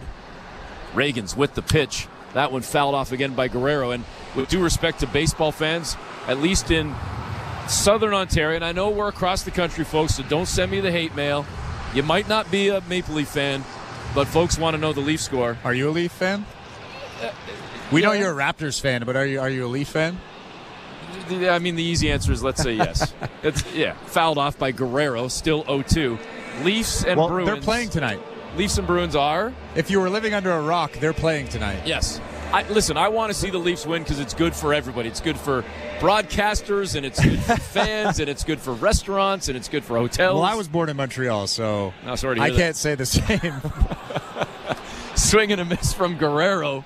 He chased that one, and I don't know who he's barking at right now, but he's frustrated heading to the Blue Jay dugout. Well, I think he's barking at himself. But it is 1-1 between the Toronto Maple Leafs and the Boston Bruins. The Maple Leafs have 12 shots on goal. The Boston Bruins have just 2 shots on goal. They've scored on 50% of their shots. That is incredible. Bo Bichette comes up now. He grounded out to first in his first at-bat. Hitting just .208 on the season and looking to get things going here. Bust out of this slump, perhaps, that has started the season at, by my count right now, 1 for his last 19. The big hit would be a big thing for the Jays and for Bichette if he can come up with one right now, with the Jays trailing 2-0 in the bottom of the fourth, and now a 3-0 count as Reagans just missed another one, that one high. So Bichette trying to get on base for Justin Turner, who's on deck. Again, as Chris mentioned, 1-1 in that first intermission. Leafs facing elimination against the Bruins tonight. Bichette gets under one, fouls it off, swinging on that 3-0 count, and sends it into the stands down the right field side. Well, as you mentioned, Bo Bichette is obviously in a rut. He's swinging at pitches that he doesn't normally swing at. And you can kind of see in his face and in his swing that he's lost up there. He doesn't really know what he's doing. And he lets that one go, and it's outside. Reagans couldn't come up with a third strikeout there as he'd punched out Springer and Guerrero with strikeouts. But Bichette gets on, so he makes the trot down to first, and that brings up Justin Turner with 2 out. Well, that was a good sign for Bo Bichette. He took some pitches that he has been swinging at over the last little while. That last fastball was just below the strike zone. Bo Bichette with a good take, and he ends up walking. That's got to feel good for him. Turner has hit safely in 6 of his last 7 games. He grounded out. Check that. I apologize. He struck out in his first at-bat. The first pitch from Reagans is good for a strike. 0-1 to Turner. The lead at first from Bichette. Reagans delivers that one in the dirt. A nice block there behind the plate from Fermin to keep Bo Bichette standing at first. There is a huge hole on the right side of that infield. Michael Massey, the second baseman, is shaded very close to second base, and Salvador Perez, the first baseman, is holding on Bo Bichette at first base. The 1-1 count as Reagans looks over at first. Bichette with the lead. Reagans the pitch.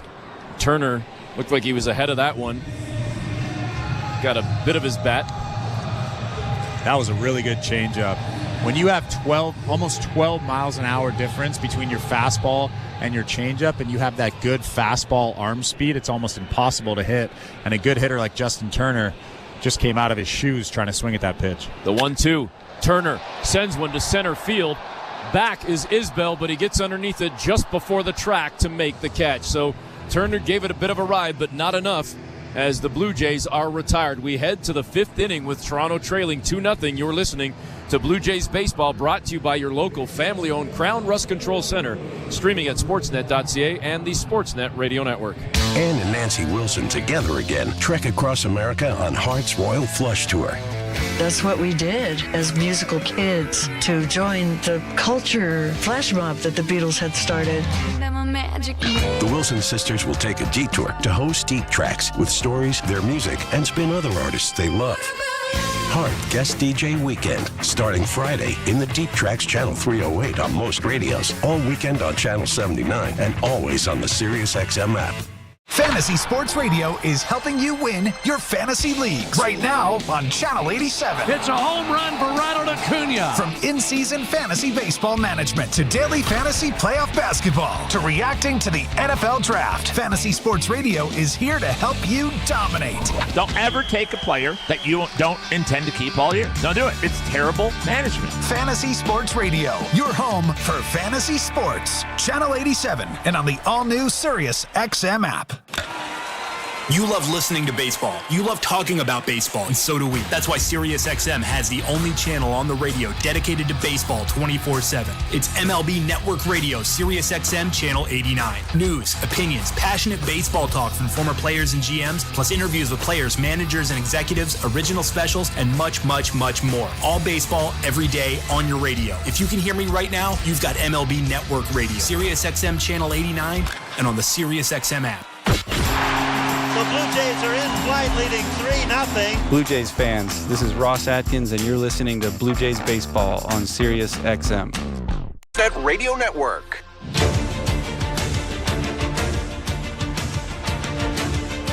Welcome back. Eric Smith, Chris LaRue with you as we are in the top of the fifth inning with the Blue Jays trailing 2-0. This fifth inning brought to you by Desjardins Insurance, helping Canadians through it all. Desjardins Insurance. Insurance with a heart so big, it shows.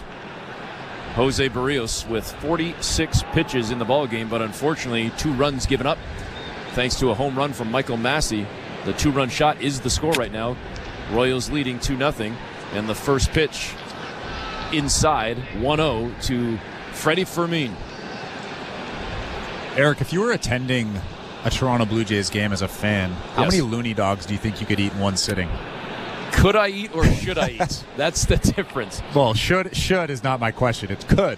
Well, I'll tell you this. I was at a game as a fan a little bit earlier in the season. I don't believe it was Looney Dog Night, but I was in a box. That's how I roll, Chris.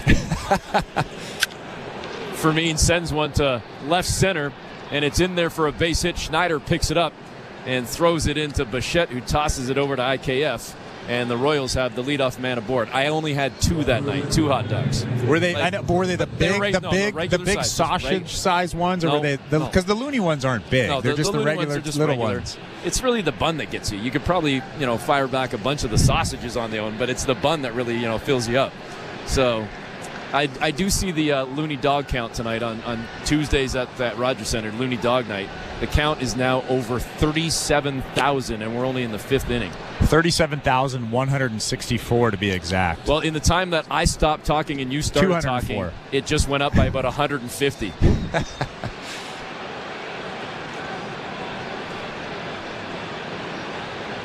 Berrios, the pitch, no good. They say that one low, so it's now 2-0 to Melendez. And we talked about this earlier. He's a guy that has struggled, came into this ballgame just 3 for 46, now 3 for 47. You don't want to miss him. And didn't you say that he likes to ground out to second? It'd be nice right now. A double play would be good. Instead, he fouls it back just to our left. Chris's arm not long enough to grab that one, about 30 feet to our left. A 2-1 count to MJ Melendez. Well, my point was when you're struggling as a hitter, especially a left-handed hitter, and you're facing a right-handed pitcher with very good sink on that fastball, you're probably pulling off. That's one of the things that you're doing as a struggling left-handed hitter. The pitch to Melendez. Sends this one to right field on a rope, and a little pirouette. Well, not quite a pirouette. He didn't spin around. A little leap. It just looked a little fancy from Biggio as he makes the grab in right field. 1 down. And when I say you're pulling off, it means you're trying to do too much because you're in that hole, you're in that rut, you're really trying to drive the baseball.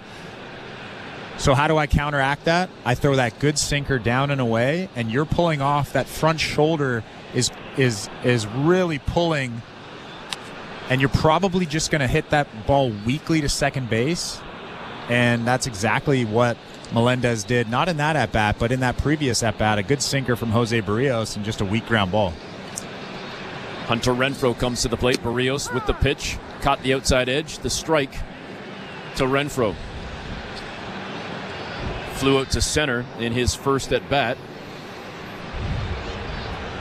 A guy that came into this ball game in 11 games at Rogers Center, hitting .375. The pitch from Berrios.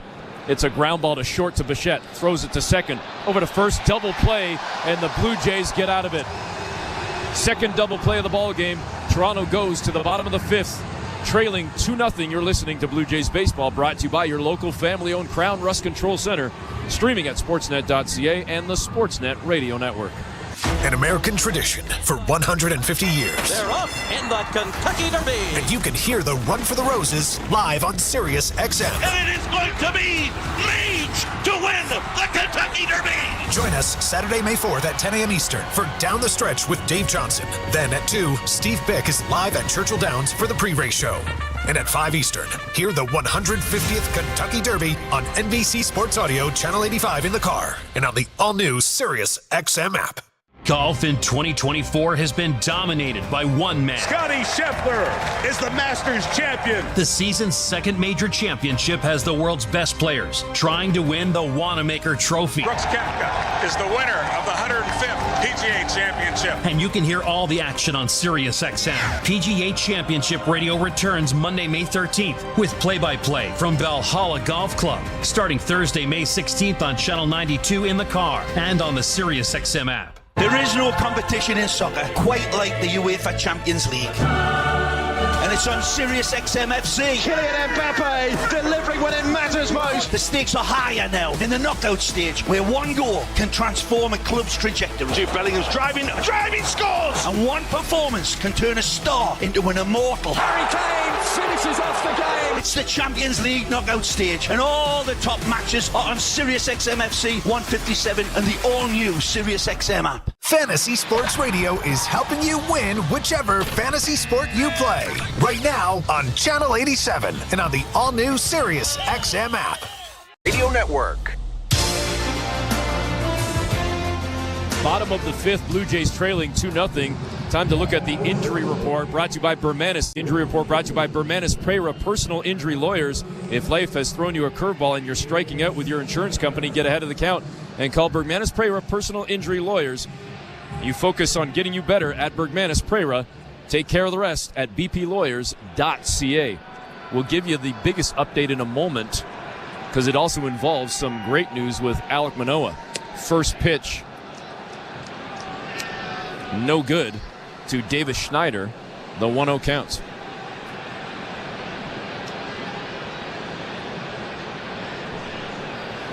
Schneider looks at the second one. It's high, but it's in there for a strike. 1-1. Do you want me to give the good news, or you can I'll give give the the I'll give the bad news, quote unquote. I guess the Blue Jays placed right-handed pitcher Yariel Rodriguez, who we saw yesterday, on the 15-day injured list with spine inflammation, and they have brought up Zach Pop, recalled from AAA. But we could also see some movement in the next few days, let's say, with perhaps. Nothing guaranteed here, folks. Perhaps with Alek Manoah, who's pitching tonight. Well, before the game, I was trying to figure out who was going to start in place of Yariel Rodriguez.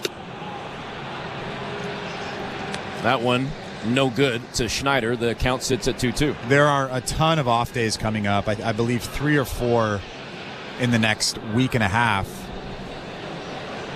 The 2-2 from Reagans to Schneider inside. And low, 3-2. Which means they could have a bullpen day. They could skip a start. There's a ton of options, right?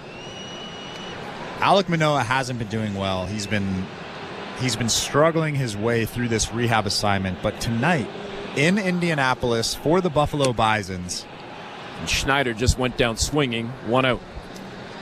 He threw 6 innings, gave up 2 hits, 1 earned run, walked just 2. That's the big thing for me. And most impressive, struck out 12 Ks for Alek Manoah. So I think after this outing, the Blue Jays will look at him and probably think he's ready. We shall see. So Yariel Rodriguez to the IL, and Alek Manoah coming off his best start in at least a year and a half. Perfect timing for the Toronto Blue Jays. 2 straight balls to Alejandro Kirk. He had a 3-for-3 outing on Sunday in the victory over the Dodgers. Didn't play yesterday on Danny Jansen night. Jansen was in there with all his jerseys being handed out in the stands. Kirk back in the lineup tonight, and now takes the 3rd pitch inside, but it's a strike as that one was painted by Reagans. It's 2-1. The pitch to Kirk sends it to right field. It's deep, but not deep enough. Just before the track, it's pulled down by Hunter Renfroe, the right fielder, and the Jays have 2 down. Attendance coming in, 27,189. The hot dog count sits at over 39,000. So that's not really that many hot dogs per person. That's like 1.3 hot dogs per person. That's actually not that impressive. Well, it's only the 5th inning. Well, when does the loony dog thing end? I think it goes right to the 9th inning. It ends in the 9th? All right, we still have time. Reagan's now trying to deal to Ernie Clement. And the first pitch in for a strike, the second one in the dirt. The count sits at 1-1. Clement grounded out to third in his first at bat. Sends this one to right field, and it's more work for Hunter Renfroe. This time on the track, the over-the-shoulder catch is made, and the Blue Jays go down 1-2-3. Reagans is dealing tonight, and his Royals lead the Blue Jays 2-0. We head to the 6th. You're listening to Blue Jays Baseball, brought to you by your local family-owned Crown Rust Control Center, streaming at sportsnet.ca and the Sportsnet Radio Network. We're 2 men in a truck, the movers who care. You never know when cardiac arrest can happen. That's why each and every one of our trucks carries a life-saving Mikey defibrillator as part of our Mikey on Board program. Whether we're on the highway or in front of your house, we're prepared to help anyone whose heart may skip a beat. The Mikey Network has saved many lives, making Mikeys accessible to the public. And now they're on board our trucks. We're 2 men in a truck. 2 men and a truck, the movers who care. Bring excitement to your landscape with Proven Winners Color Choice Shrubs. These flowering shrubs and evergreens have been trialed and tested by experts to make sure they look better and bloom better. So they're just as easy to care for as what's in your landscape now, but a whole lot more colorful and interesting. Look for Proven Winners Color Choice Shrubs in the distinctive white container at your local garden center, or learn more at provenwinnerscolorchoice.com. I am by your side. Got a heart so big, on this you can rely. No mountains too tall for the strong boots to climb. I am by your side. That was Desjardins Insurance, playing insurance with a heart so big it shows. Tune in for your auto and home coverage at desjardins.com/heart.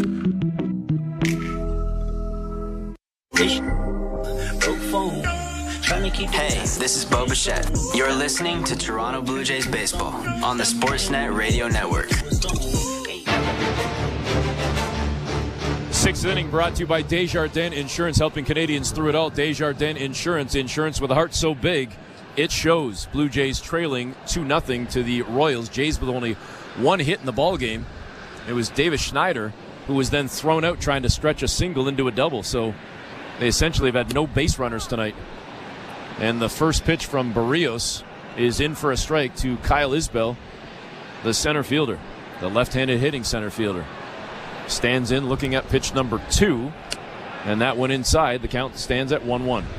Well, this game is almost identical to the last time Jose Berrios and Cole Reagans pitched against each other in that rain-shortened game in Kansas City. They both threw 5 innings. This one grounded toward first, picked up by Guerrero. He's going to keep it himself as he runs over. Berrios was covering the bag, but Vladdy kept it himself to step on the bag. 1 out. Berrios gave up 2 earned runs. Cole Reagans gave up only 1 earned run. Both of these guys are elite pitchers. Cole Reagans, I've talked about enough tonight, is an elite left-handed pitcher. But Jose Berrios, I mean, if he just throws that fastball, he goes 6-7 innings. That fastball is something special. This whole season, he's been just elite with that sinker. Sitting at only 58 pitches, Berrios, as we are in the top of the 6th with 1 out and Kansas City leading 2-0. Kyle Isbell, the number 9 hitter. Check that, just grounded out as Garcia now stands at the plate. Maikel Garcia, who is grounded out to third in both of his appearances tonight. And I think that's the biggest thing. You hit the nail on the head. He only has 59 pitches into the 6th inning today, and that's because of that fastball. It's a hittable pitch, but you hit that ball into the ground, you get a lot of ground balls, a lot of easy outs, and your pitch count is 60 through 6 innings. Change up no good. The count 1-1 to Garcia. 1 out. Casey up 2-0. 6th inning. Berrios delivers. And this one sent deep to left center. And on the track against the wall and making the grab, it's George Springer. Got to guess that was about 390 feet roughly, as he was right up against the wall when he made that grab. 2 down. And George Springer running that down, screaming to Davis Schneider, I got it, I got it. He catches that ball over the shoulder right in front of the fence, but Jose Berrios with another spinning slider, kind of that cement mixer over the middle of the plate. And Maikel Garcia just missed it, hitting it right in front of that left center fence. Bobby Witt Jr. at the plate now with 2 down. Swings at the first pitch from Berrios. Sends it into the camera bay, and everybody ducking down there as the ball ricochets back onto the field in front of the Blue Jay dugout. I know I'm going to be called out for putting a jinx down on this, but we have just surpassed an hour, and we are in the top of the 6th. This game flying by right now with Kansas City up 2 runs. A little squibbler sent foul down the third base side, and Bobby Witt Jr. down 0-2. Well, I'm officially kicking you out of the booth. Okay. You ruined it for everybody. It'll be Tom Young and Chris LaRue the rest of the way. I'll go eat some hot dogs. 1.3 hot dogs? I can probably get in 1.3 in 3 innings. I'll even push it to 2. I didn't get my cookie in the media room today. And that one came inside on Bobby Witt Jr. and too far inside as that caught him on the left arm. He does have that guard kind of coming down the bicep and covering the elbow, so thankfully he's wearing that as Berrios puts Witt Jr. on. I'm not exactly sure that ball hit Bobby Witt Jr. I'm sure the Blue Jays will look at this. It looks like it hit the knob of his bat just barely. That's a great catch, Chris, because we're seeing the replay, and I think you might be right. Well, the Blue Jays aren't going to challenge, so I'm assuming that they saw something differently than us, but it looked like it just grazed that knob on the bat. It brings Vinny Pasquantino to the plate. Alejandro Kirk was set up and in, so they were trying to hit that spot. But yeah, I don't know why they didn't take a look at that. I'm sure Gil Kim did. He just saw something differently. Pasquantino takes the first 2, and they're both balls. That second one clocked at about 95 on the 4-seam fastball from Berrios. 2 out, 1 on, as Witt is at first. Again, he is a speed threat. Tied for first in the AL in stolen bases coming into this ball game tonight. The 2-0 to Pasquantino as Berrios throws over to first. And diving back into the bag is Witt Jr.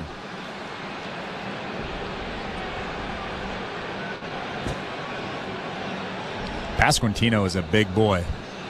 Big left-handed hitter, 6'5", 240 pounds. Intimidating guy up there in that batter's box. Witt takes off. Kirk, the throw to second. And he got him. A perfect throw from Kirk as Bichette came across the bag, caught it, and placed the tag all in one motion. And the punch out at second from Kirk. A beautiful job by the Blue Jays to end the side for KC. We head to the bottom of the 6th. Toronto down 2-0.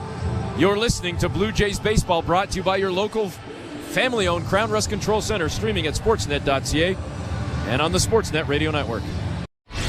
President Biden came to SiriusXM for a live interview with Howard Stern. Look at me sitting with the president. Look at me sitting with Howard Stern. Wow, I mean...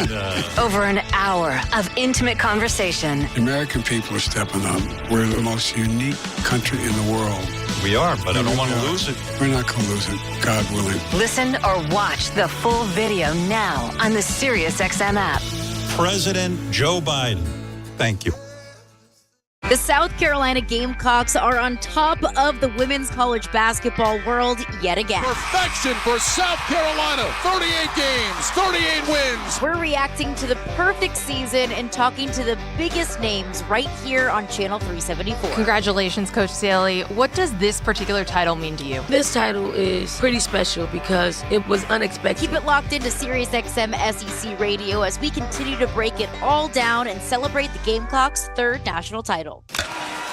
You love listening to baseball. You love talking about baseball. You love yelling at your buddies about baseball because they love baseball, and so do we. That's why SiriusXM has the only channel on the radio dedicated to baseball 24/7. It's MLB Network Radio, SiriusXM Channel 89. News, opinions, passionate baseball talk from former players and GMs, plus interviews with players, managers, and executives, and much, much, much more. If you can hear me right now, you've got MLB Network Radio, SiriusXM Channel 89, and on the SiriusXM app. 24/7, 365. Coverage of all things NASCAR. All things NASCAR happens exclusively on SiriusXM NASCAR Radio, Channel 90. At Radio Network. Bottom of the sixth inning, Blue Jays trailing 2-0 as Isaiah Kiner-Falefa steps in, and the first pitch in for a strike. And that one, a nasty knuckle curve, 0-1.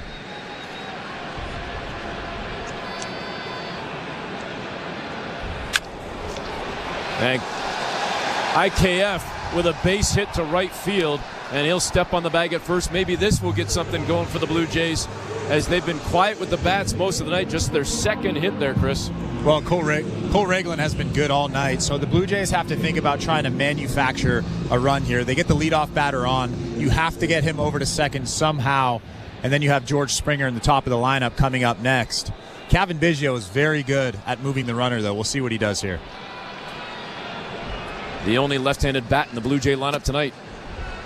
And he showed bunt for a second, pulled back, and the slider no good. It's 1-0. And just like that, John Schneider, who doesn't love to manufacture runs, maybe he's had a change of heart. I like that. Biggio again shows bunt and pulls back on the outside pitch. It's now 2-0. Chris LaRue and Eric Smith from the Timbermark broadcast booth. In the bottom of the sixth, the Blue Jays trying to threaten, trying to see if they can get something going here. Again, the 2-0 showing bunt. He pulled back again, Biggio. That went a little high, but still in the zone. It's good for a strike. 2-1. Well, I think he was just forcing Reglin to throw a strike there. He had no intention of actually bunting that ball. He was up 2-0. Maybe make him throw a ball there, up 3-0. Reagans comes back with another strike, and now 2-2. And that one pretty much straight down Main Street. IKF at first. Biggio in the box with a 2-2 count. Bottom of the sixth. Reagans delivers. And it's high, but it's a strike as it caught that top corner. Biggio doesn't like it. He has a few words to say to Vic Carapazza, the home plate ump, as he takes the slow walk back to the bench. It wasn't that high. I think it was more so Biggio saying, was it outside? But it sure looked like it caught that box. Yeah, I don't know what Cavan Biggio was asking, but that was a good pitch. 98 on the outside part of the plate. And that brings up the top of the order for the Blue Jays with George Springer 0 for 2 tonight. Flyout and a strikeout. Again, Kiner-Falefa at first with the lead. Reagans looks over. The 0-1 pitch to Springer. Fouled off, up and over the net behind home plate. And there is, again, there's a big hole on that right side. Salvador Perez is holding on. IKF at first base. Michael Massey shaded almost behind second base. George Springer now with 2 strikes probably will be trying to go the other way. Look for him to hit that hole. Reagans with the 0-2 pitch. Springer swings and fouls off another one. That was the one right there. If he was going to do it, that was a 98-mile-an-hour fastball on the outside part of the plate. Took a little bit of a big hack there. If he shortens that swing down, tries to put the ball in play, hits it the other way, it's a single to right field. But George Springer trying to hit a homer there, 0-2. Springer 1 for 5 last night, 0 for 2 tonight. Trying to come up with a big hit right here. Only the second hit of the night for the Jays moments ago from Isaiah Kiner-Falefa as he stands at first, and the Jays are trying to get him around and get him in and more. One at a time, though. Don't want to get too greedy. Reagan's little token throw over to first.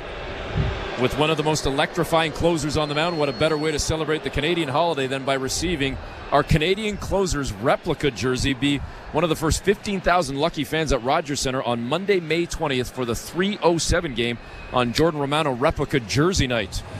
Get your tickets at bluejays.com/promotions. Again, that's on May 20th. Springer fouls off another one. Still staying alive. 1-2. I have to say, that's a pretty good giveaway. I don't love the Jano glasses, but I like that giveaway. Yeah, but you also got the Jano jersey, too. I think that's fine.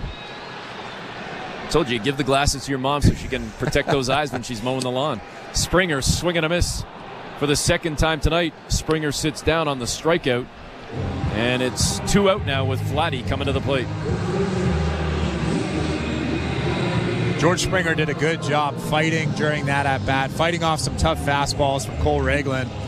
But that last fastball down and away, right on the corner, 98 miles an hour, and George Springer kind of lunges at it and swings right through it. Tough at-bat, tough pitcher to face. The first pitch to Vladdy, no good on the changeup, 1-0. Cole Reagans is dealing right now, as he has been all night. Stares down at his catcher. Freddie Fermin gets the sign, looks over at first, the pitch. And Guerrero sends this one to center field. It's going to drop in, turning the corner. IKF is heading to third. And the Blue Jays have runners on the corners with 2 out. Well, Vlad does a good job hitting that elevated slider from Ragland. That's one of Ragland's first mistakes tonight. Vlad gets just enough and muscles that baseball into center field. He gets jammed a little bit, but a good flat swing, good bat path from Vlad. We haven't seen that much. We saw it yesterday, though. He's coming back. He's looking a lot better, having a better approach up there. Good swing from Vlad. Bo Bichette steps in with Guerrero at first and IKF over at third. Bichette trying to bust out of a slump here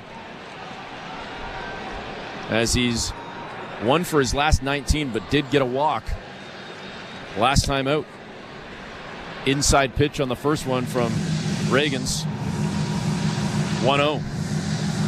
Be nice if Bichette could knock in at least one here. Crowd's starting to buzz a little bit. They haven't had a chance to cheer a whole ton tonight.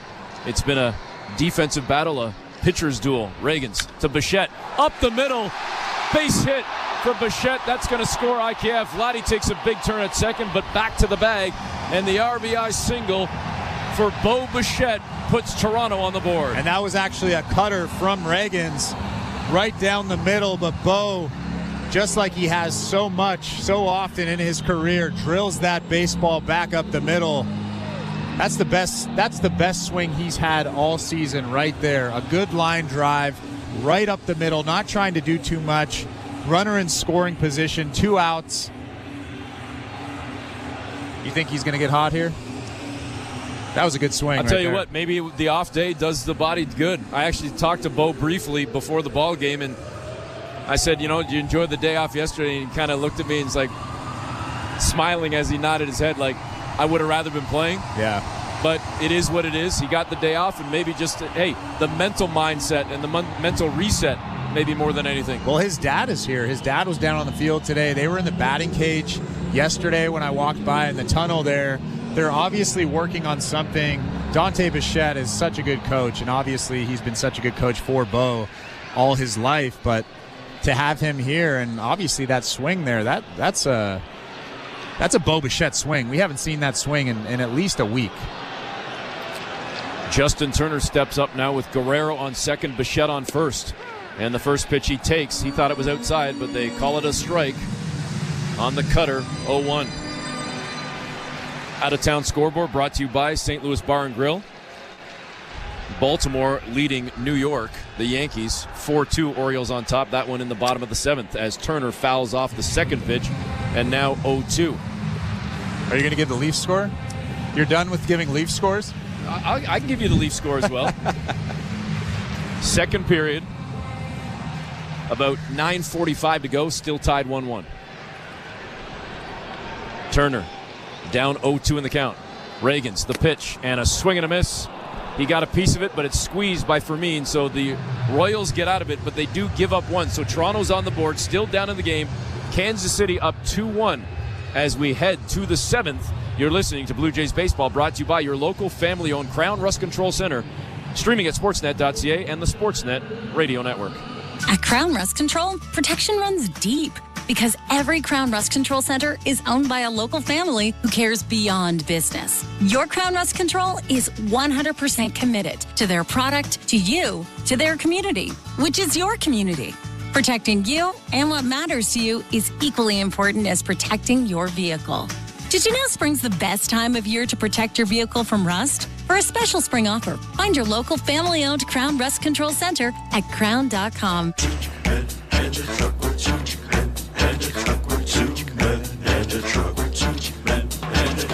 2 men in a truck, 2 men in a truck.ca. So when you gotta move, all moving day. Think 2 men in a truck, 2 men in a truck.ca. Cause all of us movers are not the same.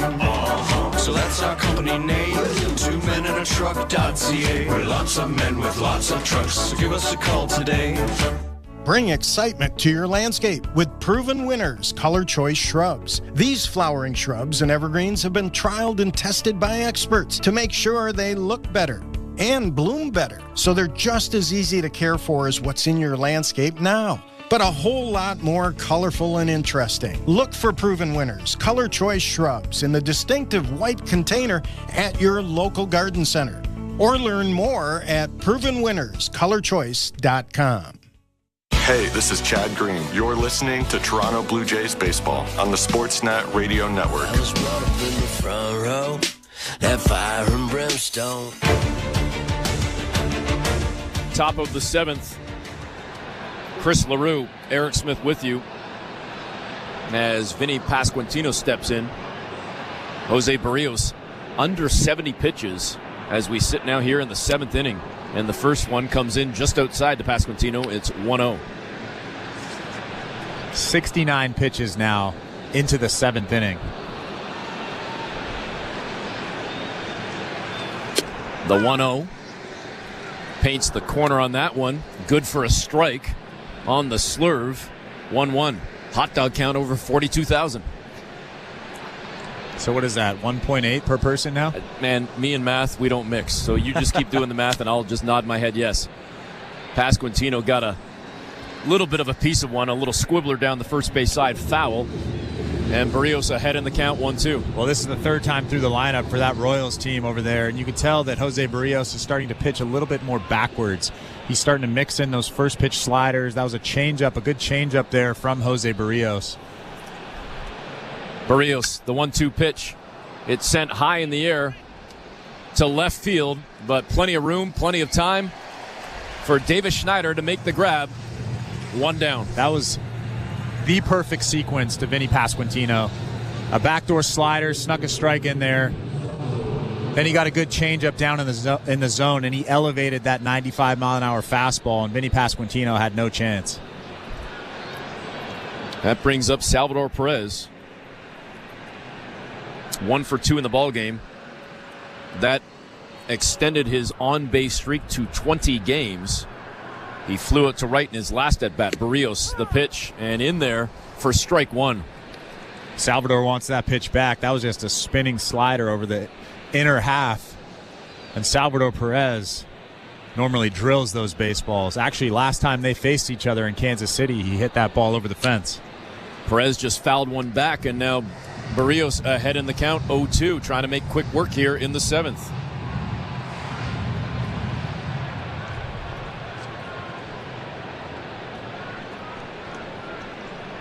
afternoon ball game tomorrow on the 3rd of 3 against KC. The pitch high. 1-2. Would you rather have an afternoon ball game or a 7 o'clock ball game? Sorry, 7:07. In general? Yeah, just in general. I like the night games when the dome's closed. I like the day games when the dome's open. Does that make sense? Perez knocks it over to short, deep in the hole. Great grab by Bichette, but his throw over to first pulls Vladdy up high, and Perez rumbles his way to first, and he's safe. Yeah, that was a great play from Bo Bichette, ranging up the middle, reaching down to get it.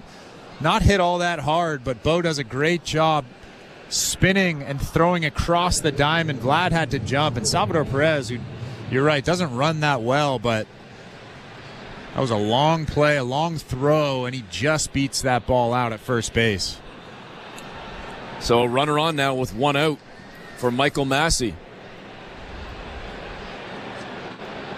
And last time he had somebody on base, it was back in the 2nd inning when he cranked a 2-run homer, his first of the season. Berrios with the pitch to Massey, paints that outside edge. Ahead in the count, 0-1 to the left-handed hitting Massey, the second baseman.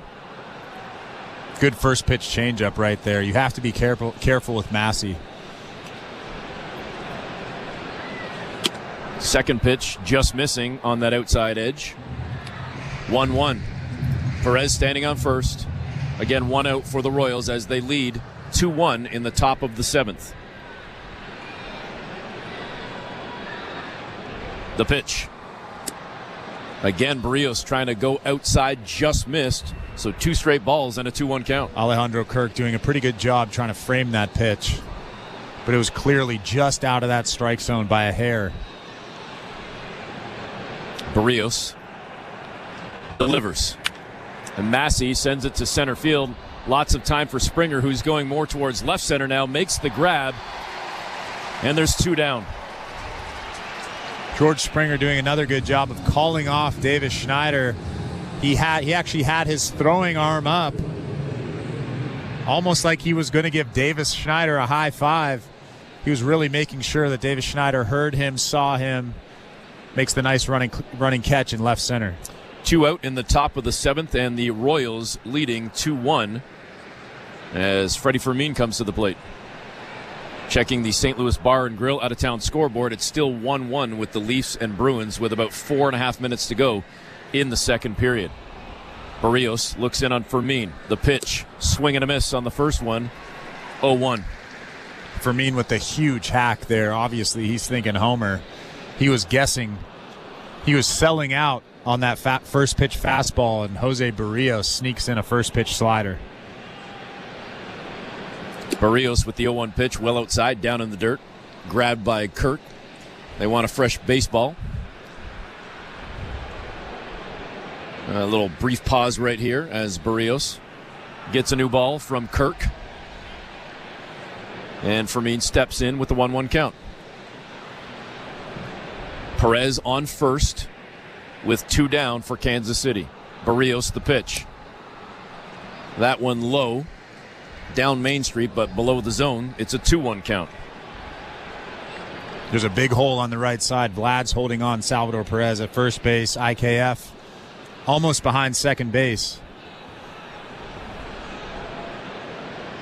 Berrios delivers and got it on a nasty one right now. The slurve came right over the heart of the plate, and it froze Fermin. It's a 2-2 count with 2 down in the 7th. Fans starting to buzz a little bit right now. They want to get out of this and send it to the bottom of the 7th. The pitch from Berrios. Outside, it's a 3-2 count. Good pitch from Berrios right there. A slider that started on the outside part of the plate and broke just a little bit off. Fermin with the good take.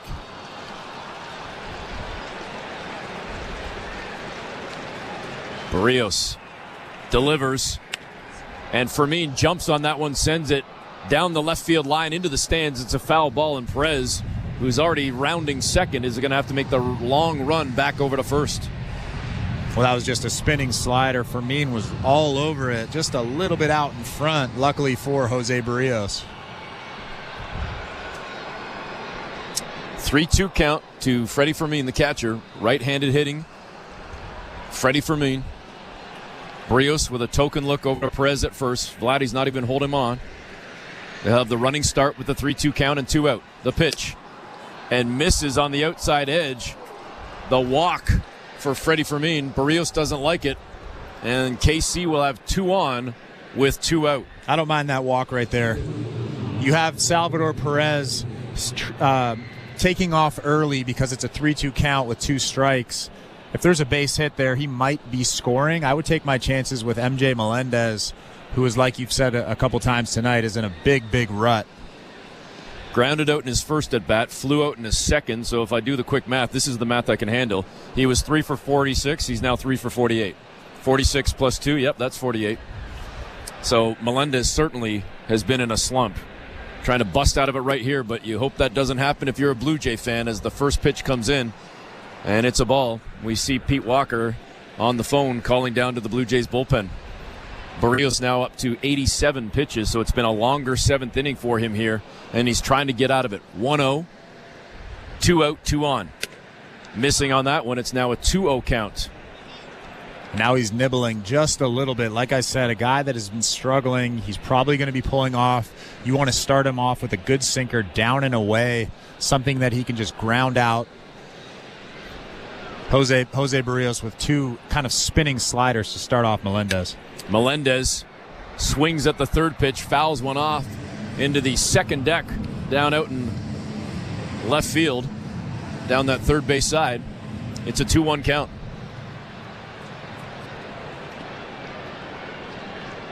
Perez at second. Fermin at first. Zach Pop warming up in the Blue Jay bullpen as Berrios delivers. Swing and a miss by Melendez. It's a 2 count. Beautiful changeup right there. Started right down the middle. Had MJ Melendez way out in front. I don't know if I throw another one of those, but that was a very good changeup. You think he'll reach back and throw the fastball? I'm not calling it. All right. Berrios, the pitch. And it's not a fastball. Melendez got a piece of it to stay alive. A changeup just under 80 miles per hour. So he took a lot off that one. Yeah, that difference in velo is so hard to hit. And you saw Melendez way out in front, just getting a little bit of it. Kind of the end of that bat, getting a piece of it. But when you have 15 miles an hour difference between the changeup and the fastball, that's elite. Again, 2 on, 2 out. They try to catch Perez napping at second as Bichette came running in. And the pickoff attempt, no good. Perez dives back in, trying to keep him honest out there. Salvador Perez, 6'3", 260 pounds, diving around over there. The 2-2 from Berrios to Melendez. Swing and a miss, and Berrios gets out of it. A clutch pitch from the ace right there as the Jays head to the bottom of the 7th, trailing 2-1, and they put a stop to that potential threat. You're listening to Blue Jays Baseball, brought to you by your local family-owned Crown Rust Control Center, streaming at sportsnet.ca and the Sportsnet Radio Network. At Crown Rust Control Center, protection runs deep because every Crown Rust Control Center is owned by a local family who cares beyond business. Your Crown Rust Control Center is 100% committed to their product, to you, to their community, which is your community. Protecting you and what matters to you is equally important as protecting your vehicle. Did you know spring's the best time of year to protect your vehicle from rust? For a special spring offer, find your local family-owned Crown Rust Control Center at crown.com. Bring excitement to your landscape with Proven Winners Color Choice Shrubs. These flowering shrubs and evergreens have been trialed and tested by experts to make sure they look better and bloom better. So they're just as easy to care for as what's in your landscape now, but a whole lot more colorful and interesting. Look for Proven Winners Color Choice Shrubs in the distinctive white container at your local garden center or learn more at provenwinnerscolorchoice.com. With Rogers' reliable Ignite Internet, you can game harder. And when you game harder, you make more friends. And when you make more friends, more people want to connect to your Wi-Fi. And with all those people connected to your Wi-Fi, you don't worry because you have Rogers' reliable Ignite Internet. backed by our Wi-Fi satisfaction guarantee. Get yours today starting at just $60 a month. Visit Rogers.com for details. This is Toronto Blue Jays baseball. Sprinting back, Varsho curling at the track. He leaps, and he made the catch! On Sportsnet 590 The Fan and the Sportsnet Radio Network.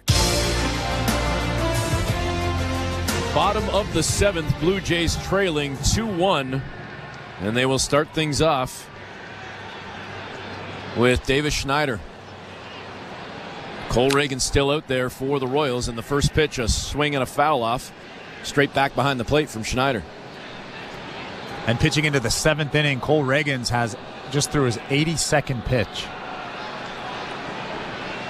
And keep an eye on that. From a Royals perspective, they do have action going on in their bullpen. Schneider took the second pitch for a ball on the cutter. It's 1-1.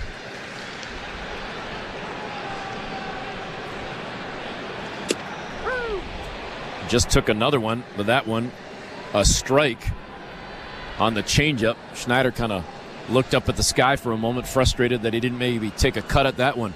The 1-2 pitch from Reagans. Inside 2-2. Kevin Kiermaier sitting in the dugout with the what I thought were the Danny Jansen glasses. They weren't? But those are, after closer inspection, those are in fact prescription glasses. The 2-2 to Schneider. And he jumps on that one, sends it to center field. It's coming down, but it's in front of Isbell, who makes the grab. And the Blue Jays have one down. Again, 3:07 tomorrow is the first pitch, the third and final of 3 against Kansas City. We circle back and quote it, folks. It's work from Dome. Get ready to turn your workday upside down with fun photo opportunities, dedicated workspaces, and some afternoon Blue Jays baseball. Reagans with the pitch to Alejandro Kirk. That one good for a strike, 0-1. Visit bluejays.com/workfromdome to get your ticket or tickets today. Again, 3:07 tomorrow against KC. The 0-1 to Kirk is high, 1-1. We will, in fact, be working from Dome. All right. You, me, Tom Young, working from Dome. LaRue, Young, and Smith. It's like a law firm or something. Swing and a miss from Kirk. It's a 1-2 count. Big swing from Kirk. Obviously trying to tie this ball game up with one swing. I started to say that I feel like the hot dog count is really slowing down now. 44,000 in the bottom of the 7th. I would hope it's slowing down. Kirk stares at Reagans. The pitch fouls that one off to stay alive. Kirk looking for his first hit in this ball game after a 3-for-3 day on Sunday in the victory over the Dodgers. He's 0-for-2 tonight. And Reagans just threw a fastball at 99.4 miles an hour. That was his 90th pitch of the day. The pitch to Kirk fouls off another one.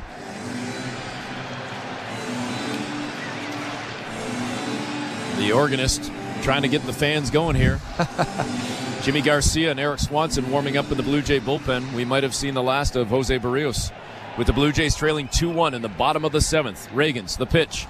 Swing and a miss from Kirk. He chased that one inside in the dirt, and he sits down.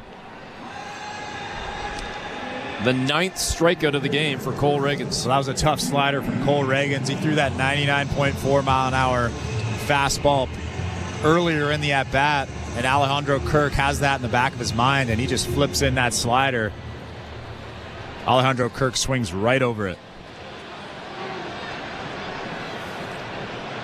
That brings Ernie Clement to the plate, the third baseman. And he looks at that first pitch, outside for a ball.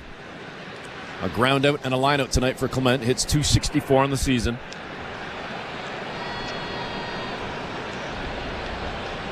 The pitch from Reagans. Way high. Nice take there from Clement. John Schneider having a chat with Jose Berrios in the dugout, giving him a little bit of a hug, a side hug there. You can see Jose Berrios is just a little bit disappointed. Probably wanted to come out for the 8th inning, but looks like his day is done. Third pitch in for a strike on the changeup to Clement. It's now 2-1. Reagans approaching 100 pitches. He sits right now at 95. But again, 2 out here in the bottom of the 7th. Clement trying to keep this inning going. Fouls one off on the first base side up into the stands. It's now 2-2.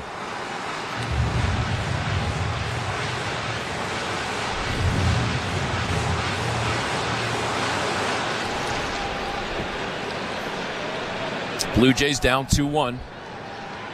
Reagans, the lefty delivery to Clement. Again, fouls one off. First base side, way into the stands. Clement battling here. Another pitch at 99. His 97th pitch of the day.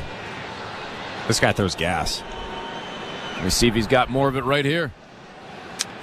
And again, Clement fouls off the pitch. That one a slider sent back into the screen. Still sitting at 2-2. And Clement not one to go down without a fight. He's making some good contact here, fouling off some very tough pitches from Cole Reagans. And Reagans came inside. Well, a little bit low, maybe more so than inside. Either way, he missed. It's a 3-2 count. Clement asks for time for a moment, steps out, adjusts the batter's gloves, and back into the box quickly. The 3-2 pitch from Reagans. High and inside, and Clement earns that walk as he heads down to first base, and the inning does indeed stay alive for the Blue Jays. And now you have to put some pressure on the defense, put some pressure on Cole Reagans. He hasn't had many base runners all day, so he might not feel very comfortable over there with somebody standing on first base. And again, there's a big hole on the right side of that infield. IKF very good at going to the right side. Another ball from Reagans. That one no good on the first pitch to IKF.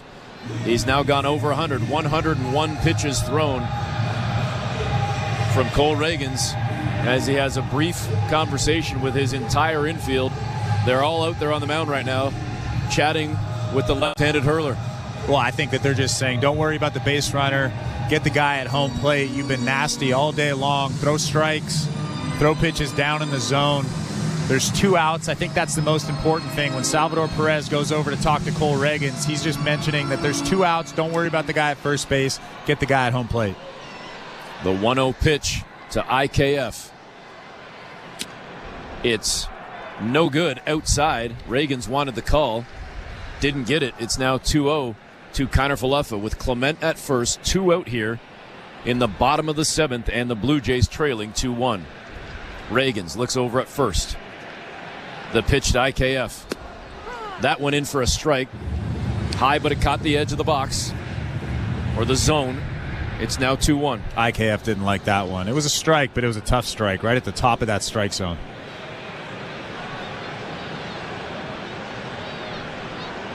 The pitch from Reagans. Inside, well inside. And now a 3-1 count to Isaiah Kiner-Falefa. If he puts him on, do you think his night is done, Reagans? Oh, yeah. This is probably one of the last pitches he'll throw tonight. Now at 104 pitches thrown. The 3-1 count. Ball 4. Back-to-back walks for Cole Reagans. The Jays with 2 on and 2 out. Although Kevin Biggio is coming up, a left-handed hitter, they're pulling him back, though. There's nobody else coming out of the dugout, but Kevin Biggio has been pulled back. And it looks like we are going to have a pitching change here from Kansas City. Maybe not, though. It's their trainer is out actually on the mound, I believe, chatting with Reagans and Perez. Do you think they're just trying to buy a little more time? What do you think's happening here? Well, yeah, they're pointing to the bullpen. They're changing pitchers here. So I'm assuming that Kevin Biggio won't be coming to the plate here. Or maybe he will. We're awaiting official word here. And they are indeed going to make the change. So let's go back to baseball control with Show Ali. Thank you very much, Eric. And before we check that St. Louis Bar and Grill out of town scoreboard, a reminder, we have Jays Talk tonight Blair and Barker are standing by. They have you covered this evening. They have you covered all week long. Tomorrow, they will be on TV and radio. So tomorrow, you'll be able to leave them a message via the back leg line. Today, it'll be business as usual. They'll take your phone calls after this game is in the books. All right, on the St. Louis Bar and Grill out-of-town scoreboard, why don't we start actually by heading down to Buffalo, where Alek Manoah turned in a pretty good outing. 92 pitches, thrown over 6 innings of work. 2 hits allowed, 1 run, which was earned, a solo home run in his final inning of work. That's 6th inning.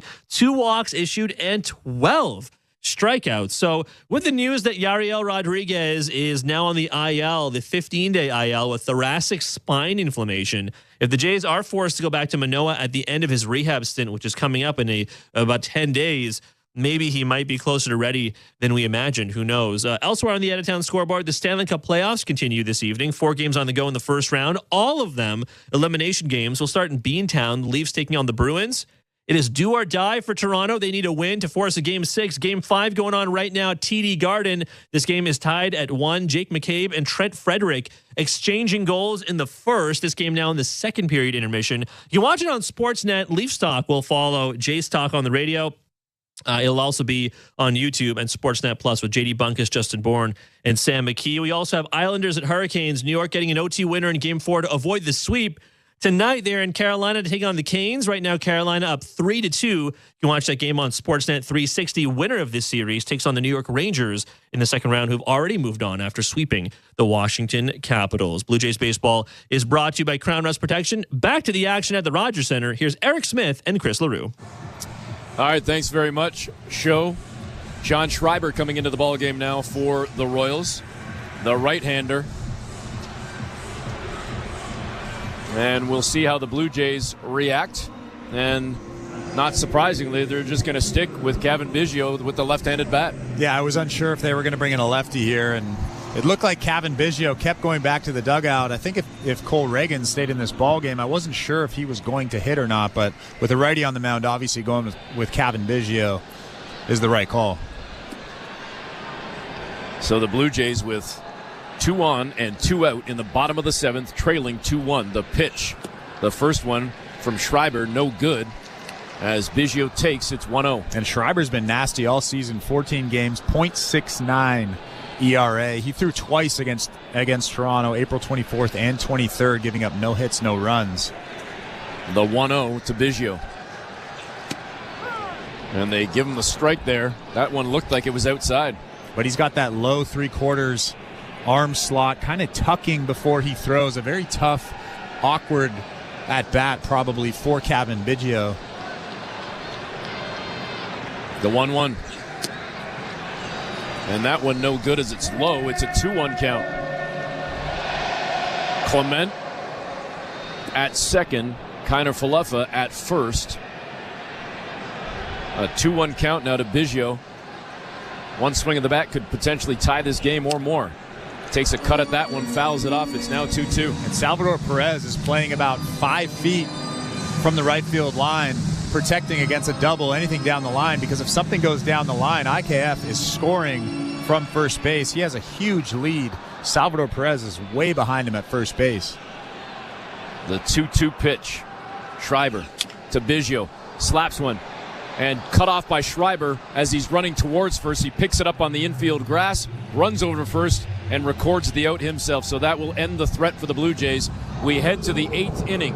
Toronto trailing 2-1. You're listening to Blue Jays Baseball, brought to you by your local family-owned Crown Rust Control Center, streaming at sportsnet.ca and the Sportsnet Radio Network. Did you know you can get home and away feeds for every MLB, NHL, and NBA game on your phone? 3 for the win!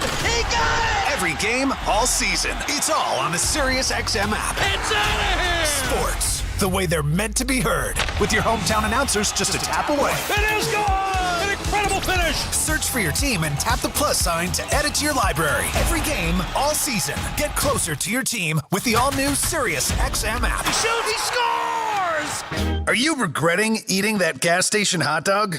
Yeah, we know. We've been there too.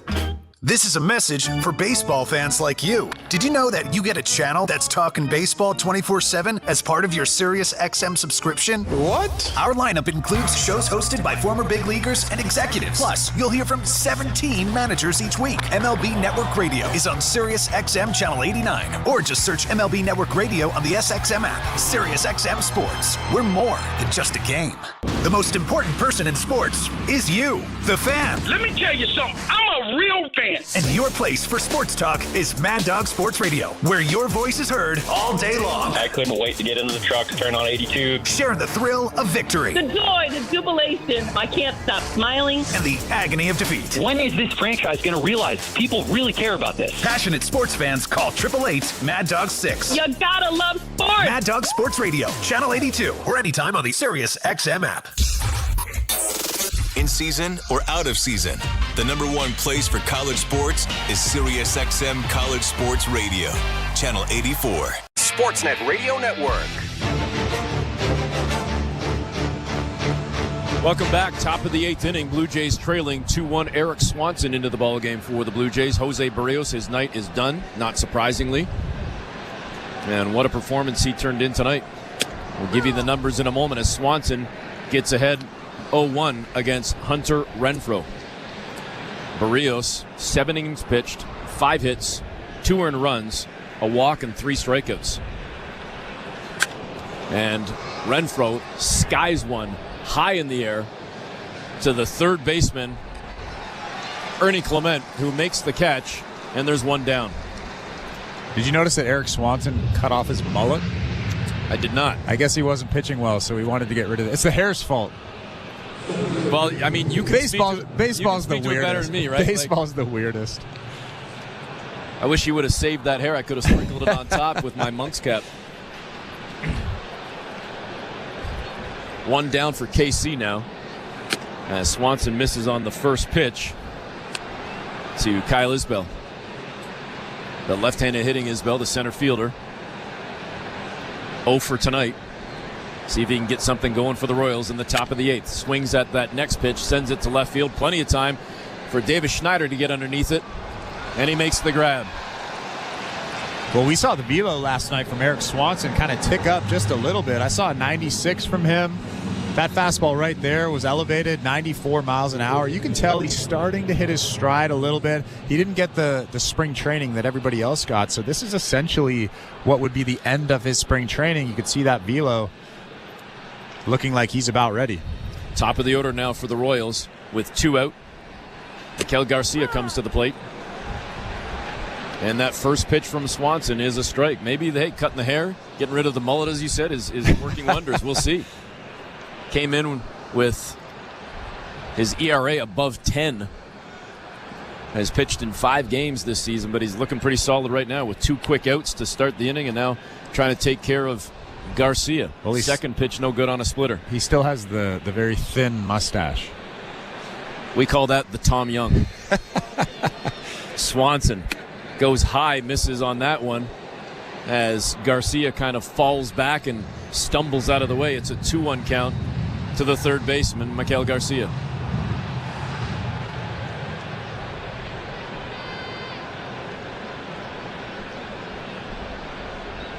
Swanson delivers, and that one no good. They checked to see if he went, and it wasn't even close. It's a 3-1 count. Well, Genesis Cabrera is warming up in that left field bullpen for the Toronto Blue Jays. I'm assuming for Vinny Pasquantino. Garcia hammers one past Bichette at short and into left field. It's a base hit, a 2-out base hit for Garcia. So KC's got a runner on, and Bobby Witt Jr. comes to the plate. It's a tough out right here. One of the best hitters in the game. Even Miguel Garcia's got a very good swing, hits that ball very hard to left field, but Bobby Witt Jr. is a very tough out. Eric Swanson's going to have to make some good pitches here. Garcia with the lead at first. Swanson stares down Witt, throws over to first. Diving back into the bag is Garcia. Garcia was actually leading off a lot like Mookie Betts was on the weekend, where his feet are facing second base but his upper body is facing home plate. That might be a new thing that a lot of base stealers are trying to do. Garcia with 7 stolen bases on the season. The pitch to Bobby Witt Jr. is fouled back. 0-1. Witt Jr. tonight, 1 for 2. Was hit by a pitch in his last at bat, and then got thrown out at second trying to steal second base. The pitch from Swanson, outside and low, 1-1.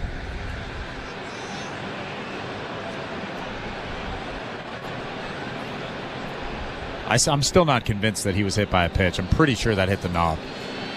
And I'm shocked that the Blue Jays didn't argue that. Swanson delivers and misses well outside. It's now a 2-1 count. I don't disagree with you. You've had the eyes this year. When I not only when I've been broadcasting, but when I've been hanging out in the booth, man, I don't think you've missed on a replay yet.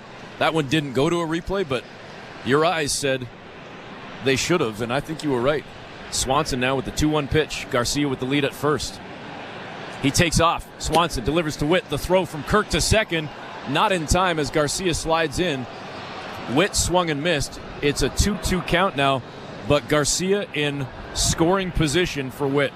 Yeah, big pitch for Eric Swanson here. You have to throw something out of the zone. Maybe throw that split that starts down the middle and drops out of the strike zone, but do not throw Bobby Witt anything in that strike zone. Michael Garcia with a good jump there. So Bobby Witt Jr. with a 2-2 count. Looking to cash in Garcia out at second. 2 out for the Royals. Swanson looks over at second and now steps off the mound.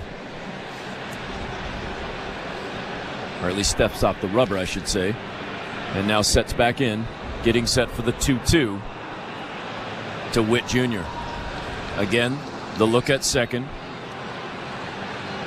IKF thought about coming in. Swanson instead delivers to Bobby Witt Jr., who sends it down the left field line. It's into the wall.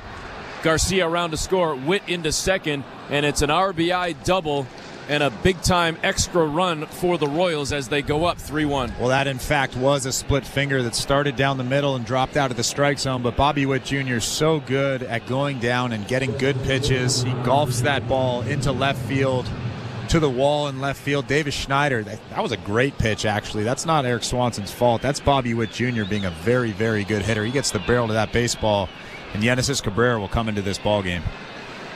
So after getting 2 quick outs to start the inning and getting some love for the mullet cut, Swanson unfortunately gives up back-to-back hits, and a run comes in, and the Blue Jays now trail 3-1.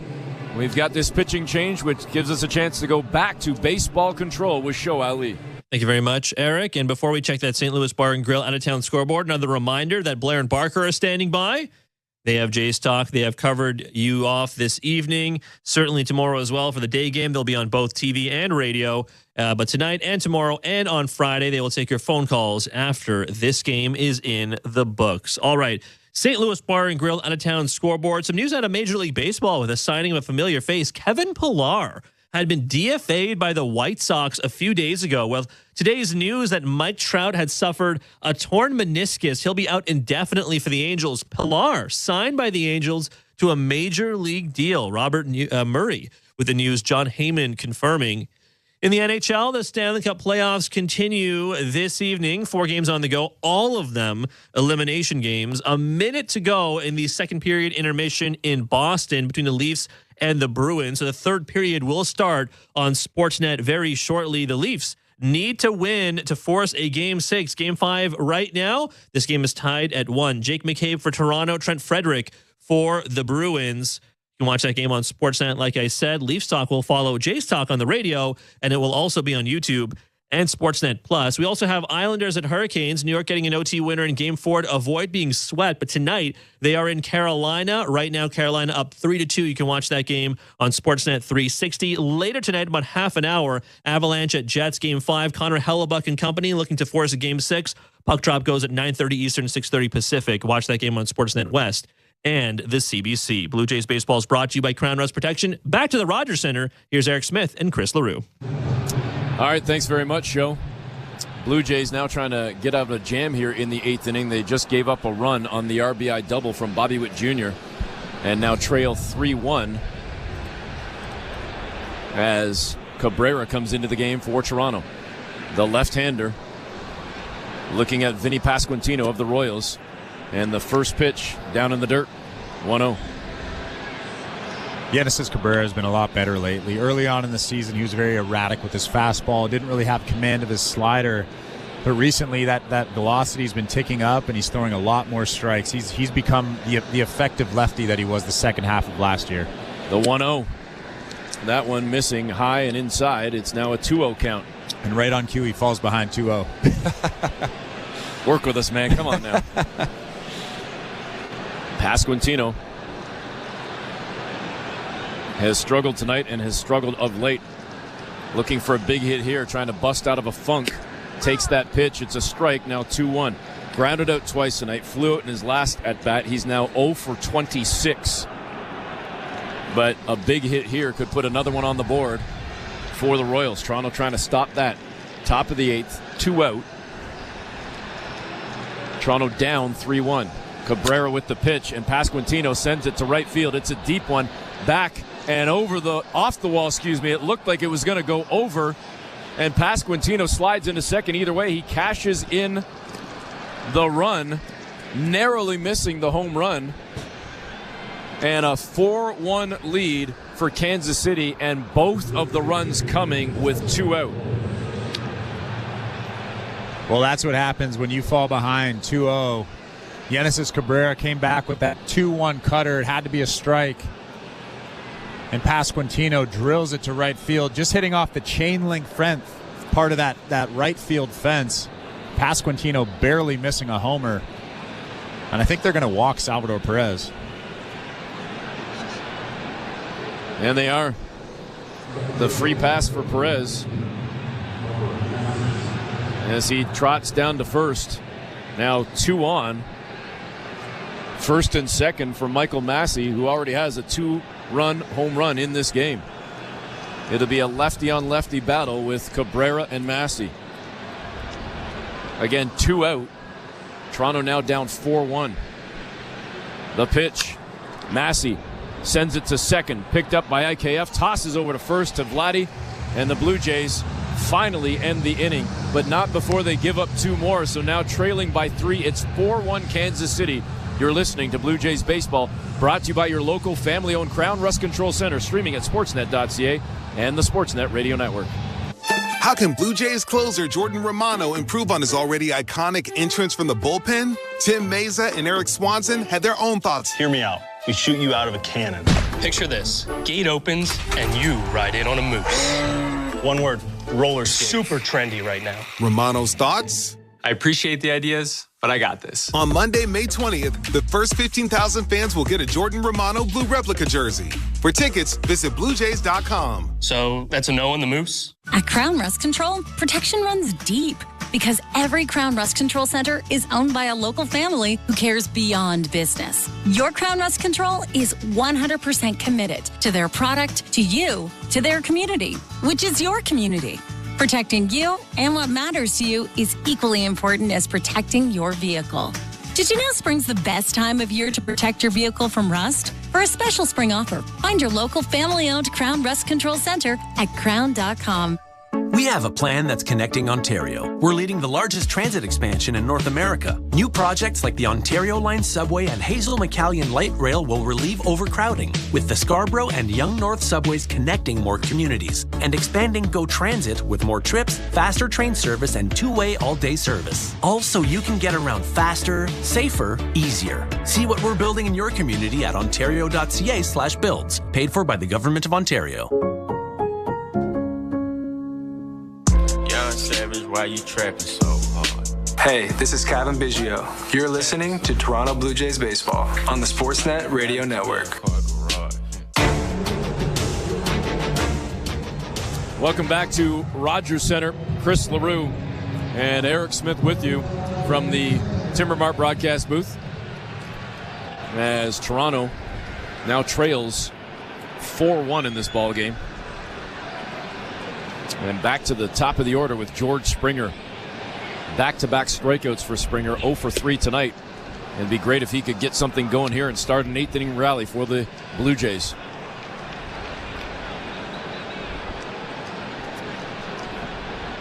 John Schreiber still on the mound for KC, came in last inning in place of Cole Reagans, who threw a gem tonight for Kansas City.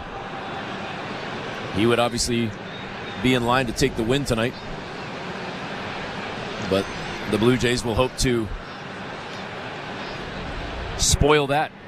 Springer, big swing and a miss on the 1-1 count. It's now 1-2. Yeah, John Schreiber's so tough, though. He has that, like I said last inning, that low 3/4 arm slot, a really good run on that fastball, just like George Springer swung over that fastball there.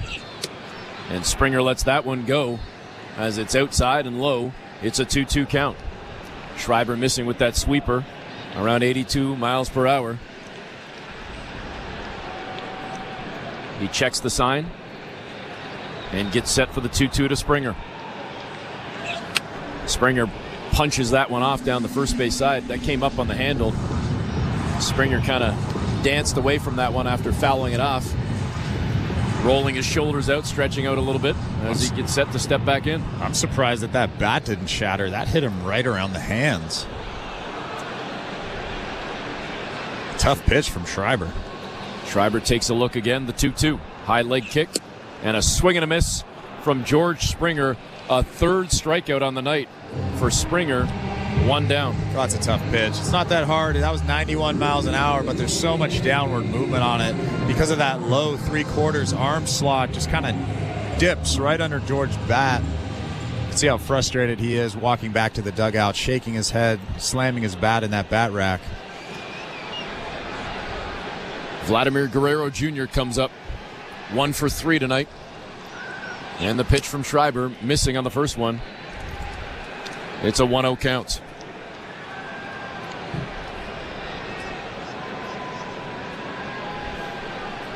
See if the Jays can get something going here with 1 out in the bottom of the 8th. Vladdy fouls that one off. The count sits at 1-1. Vladdy with a good swing. He was right on that slider from Schreiber.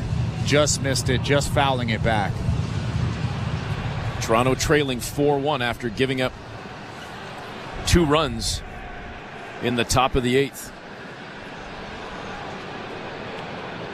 The pitch to Vladdy. Inside, but painting that zone.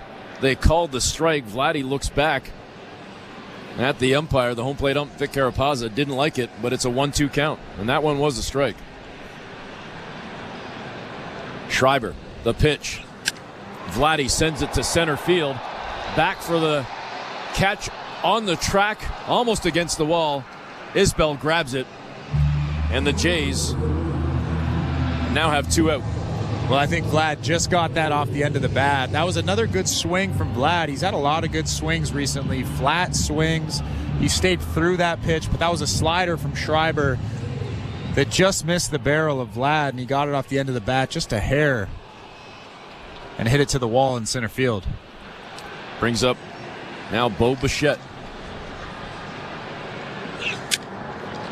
And he chops one to the pitcher, picked up by Schreiber, and throws over to first to punch out Bichette in a pretty quick inning for the Blue Jays. So we go to the 9th with Toronto down 4-1. You're listening to Blue Jays Baseball, brought to you by your local family-owned Crown Rust Control Center, streaming at sportsnet.ca and the Sportsnet Radio Network. I'm Ashley Flowers, host of the #1 true crime podcast in the world, Crime Junkie. I'm so excited to bring you the ultimate destination for true crime right here on SiriusXM, Crime Junkie Radio. You'll hear episodes from our award-winning podcast, plus a brand new show exclusive to SiriusXM, Crime Junkie AF, where we'll explore cases that are unfolding right now. It's all on Crime Junkie Radio. Hear it now and anytime on the SiriusXM app. Just search Crime Junkie Radio. Wake up! Wake up, everybody! This is Steve Phillips from the leadoff spot on MLB Network Radio. Join me and former Major League Baseball players Eduardo Perez and Xavier Scruggs as we react to all the latest news and scores across baseball and have plenty of fun along the way. Steve, you were so right about that. I don't know if anybody else thinks we're funny, but I think we're funny. Why are you putting us or we into this? The leadoff spot, weekdays at 7 a.m. Eastern on MLB Network Radio, Channel 89, and on the SiriusXM app. Each night after the horn sounds, NBA Radio has you covered with the best analysis of all the games. When healthy, they check a lot of boxes. We'll break down the playoff action. Durant, left wing three again. This one goes again. All net for Kevin Durant. And take you inside the locker room to hear from the players and coaches. I thought it was our most connected game. Defensively, we're so physical. Hear the NBA Radio Playoffs postgame show every night throughout the postseason on NBA Radio, Channel 86, and the all-new SiriusXM app.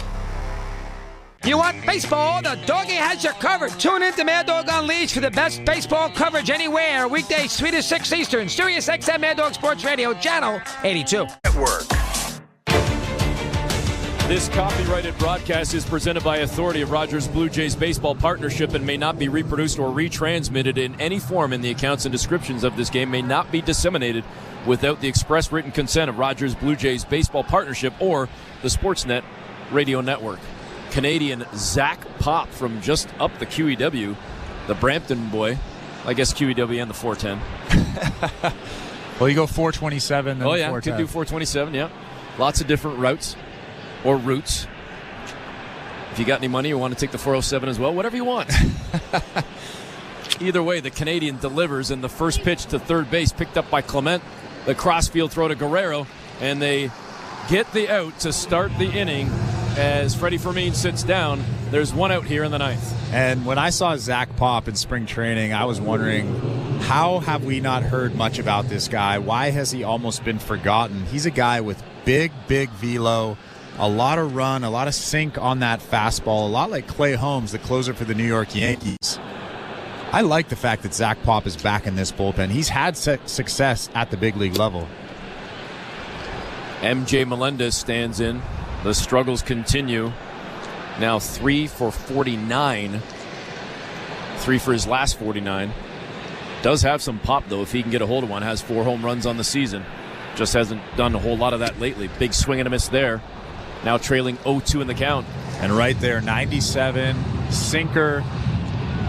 When you have that much sink, you can just throw that sinker, just like Clay Holmes does, and people swing right through it, just like MJ Melendez did right there. Top of the ninth, Kansas City leading 4-1. Be nice if the Jays could make it a nice, quick, and clean inning and head to the bottom of the ninth and try and mount a comeback. Missing outside and low. Pop now 1-2 against Melendez. Eric Smith and Chris LaRue from the Timber Mart broadcast booth.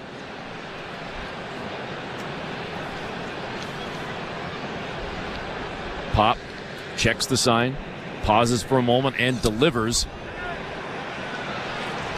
And it's a strikeout for Pop. I didn't think Melendez checked his swing. No, I didn't think he did either. That was a surprising call. Obviously he did, because Melendez didn't argue that pitch. I would love to see a side angle, but that thing looked like a changeup. It had so much depth to it, but it was 98. Hence the reason for the long pause I had there. Even on the replays. All right, we just saw another angle. He did swing. He swung. You could see the disappointment in Melendez's face. So the punch-out was legit. Adam Hamare at third base tonight, the umpire, who signaled the call.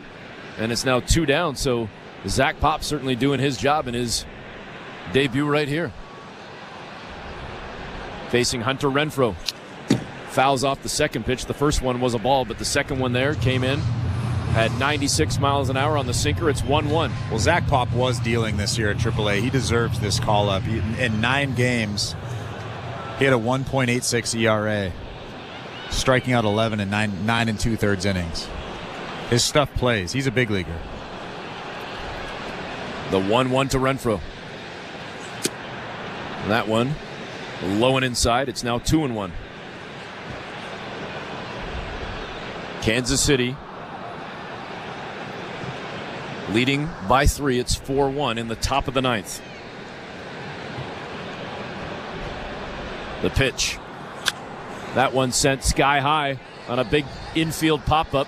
Underneath it, over at third base, Clement makes the grab, and we go to the bottom of the ninth with the Blue Jays trailing 4-1. You're listening to Blue Jays Baseball, brought to you by your local family-owned Crown Rust Control Center, streaming at sportsnet.ca and the Sportsnet Radio Network. Bring excitement to your landscape with proven winners, Color Choice Shrubs. These flowering shrubs and evergreens have been trialed and tested by experts to make sure they look better and bloom better, so they're just as easy to care for as what's in your landscape now, but a whole lot more colorful and interesting. Look for proven winners, Color Choice Shrubs, in the distinctive white container at your local garden center, or learn more at provenwinnerscolorchoice.com. Hi, I'm Buck Martinez, live from the showdown between Pizza and inflation.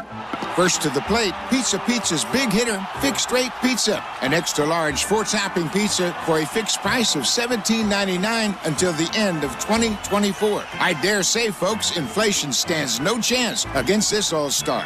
Here's the delivery. And inflation strikes out. That's a swing and a drive for Fixed Rate Pizza. Lock in yours today. Order pizza.ca. Hey, this is Danny Jansen. You're listening to Toronto Blue Jays Baseball on the Sportsnet Radio Network.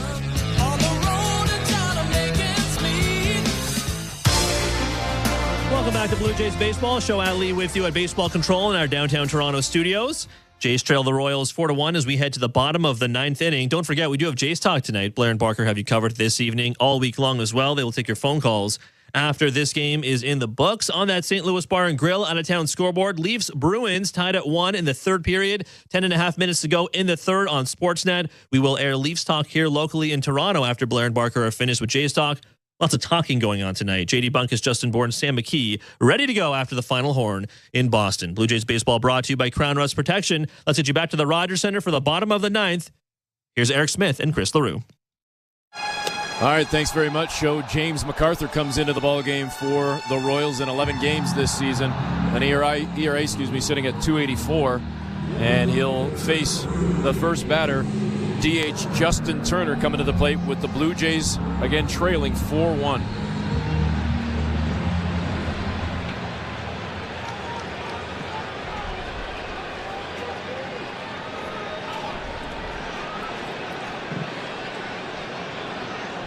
MacArthur looks in, the first pitch to Turner, no good on a pitch outside. It's 1-0.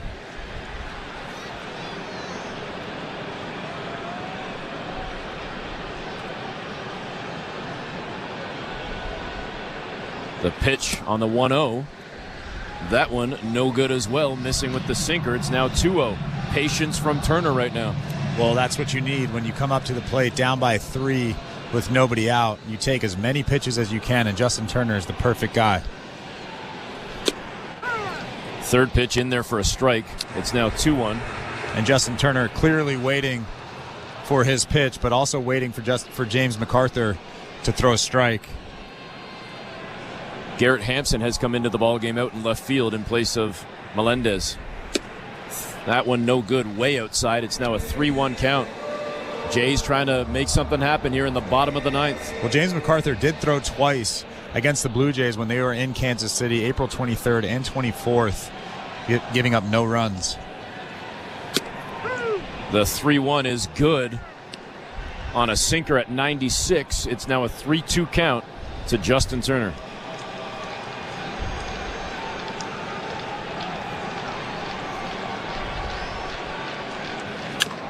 Turner sends it foul down the third base side into that net that is in front of the stands there, down on that third base side, picked up by the ball boy. Another souvenir for a fan down there as Turner steps back into the box and the 3-2 count.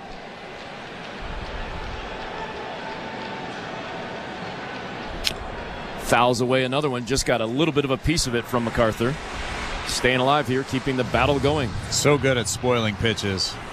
James MacArthur is a big boy. He has good downward action on his fastball, 6'7".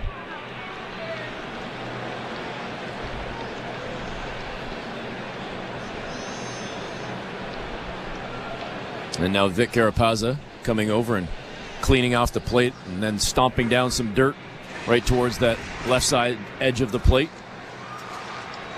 He is now part of the grounds crew. Yeah, apparently. Should get a cut. 3-2 to Justin Turner. And he gets under that one. And an infield pop-up. Perez, Massey standing right beside each other. Massey at second decides to take it himself. And the Blue Jays down to their final 2 outs here in the bottom of the ninth. Well, MacArthur threw that fastball right down the middle. Justin Turner was right on it, just a hair behind it. Gets underneath it and hits a skyscraper to Massey at second base. Davis Schneider comes to the plate, 1 for 3 in the ball game. The first pitch to Schneider, he tried to hold his swing, and apparently he did. That pitch outside, 1-0 to Schneider.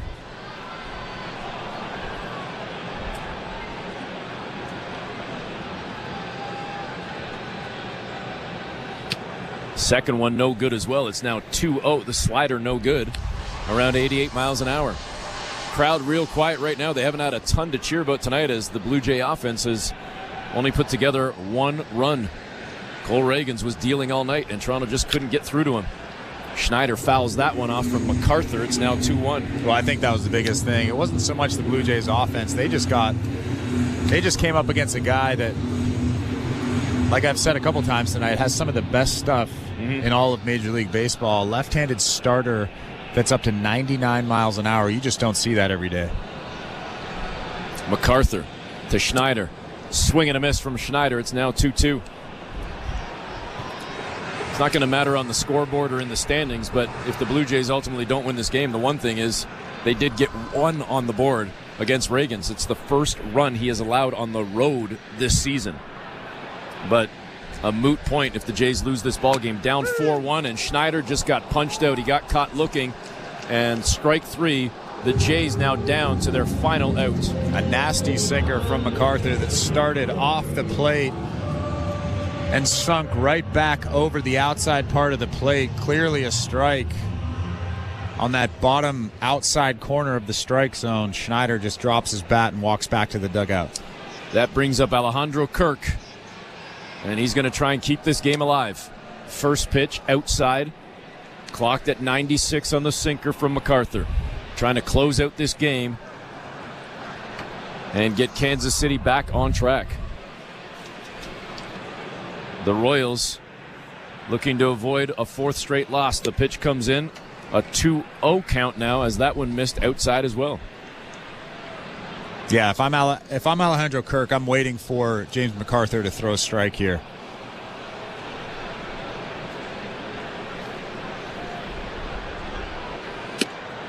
He took again. That one looked high. As we look over at the zone, our Sportsnet friend showing us that was indeed high, but it was called a strike. Kirk now standing in with a 2-1 count. MacArthur pitches. Kirk swings, pops it up to first base. Perez is underneath it. Massey is coming over. He'll take it himself from second base. Ran all the way over toward that foul line, and he makes the grab to end the game. The Toronto Blue Jays lose this one to the Kansas City Royals. 4-1. KC takes it, and we will now have the rubber match tomorrow in an afternoon tilt. Well, Cole Reagans versus Jose Berrios. We knew that coming in, this would be a great pitching matchup, and Jose Berrios pitched very, very well tonight.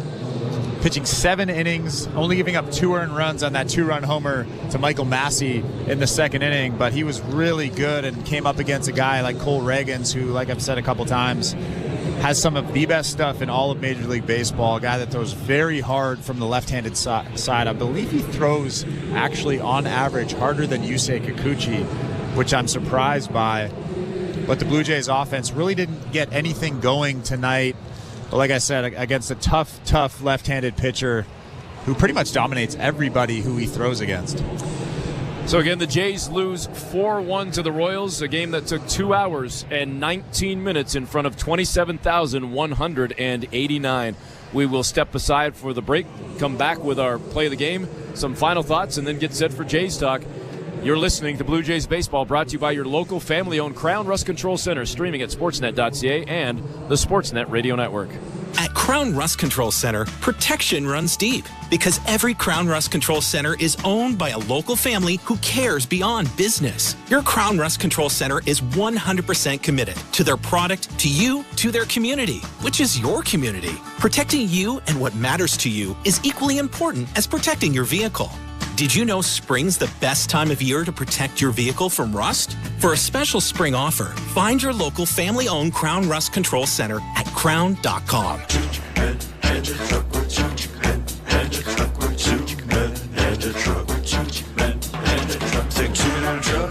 Truck.ca. So when you gotta move, all moving day.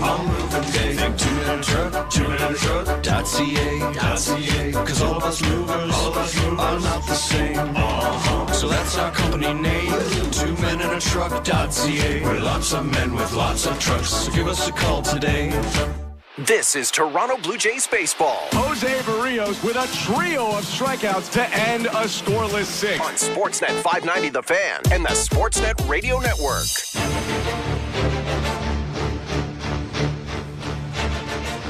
Welcome back. Chris LaRue, Eric Smith with you. Blue Jays lose to the Kansas City Royals tonight. 4-1 the final as Jose Berrios takes the loss for Toronto. A heck of a performance, nevertheless, from Berrios, but he takes the loss in this one. He will fall to 4-2 as Cole Reagans improves to 2-2, and he turned in a masterful performance with this one. He was just dealing all night, and Toronto just unable to get much going. Only 4 hits for the Jays tonight, and Kansas City got a little bit of insurance in the 8th inning with 2 runs, but it was this play right here that got things going and really kind of ignited the Royals offense earlier in the game in the 2nd inning. Massey jumps on the second pitch, sends it to right field, and it's gone.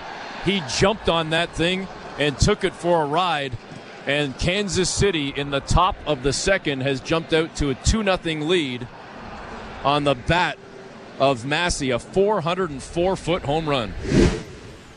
Jose Berrios was great, just like he has been all season, but the biggest difference between Jose Berrios all game long and that pitch was he threw the slider, that spinning slider that kind of spun up there, kind of like a cement mixer, and Michael Massey didn't miss it. He drilled that thing into left center over the fence, but other than that pitch, other than that at bat, Jose Berrios was as good as he has been all season, throwing 7 innings.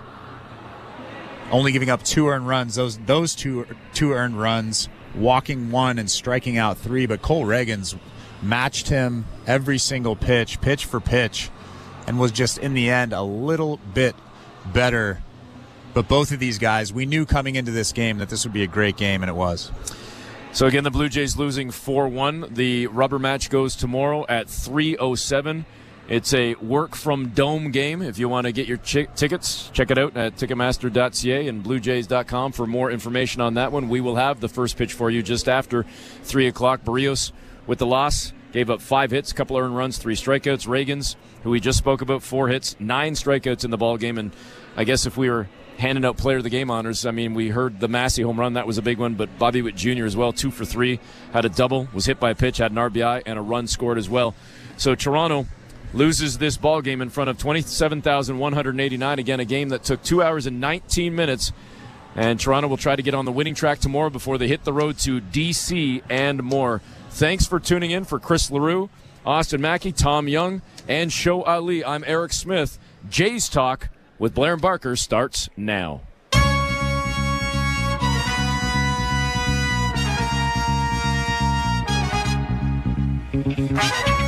All right, well, Kevin Barker, we can drop the curtain on the month of April.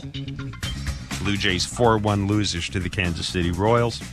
Finishing the month, 1 game under 500 at 15-16. It is Blue Jays Talk. The numbers, as always, 416-870-0590, star 590, 1-888-666-0590.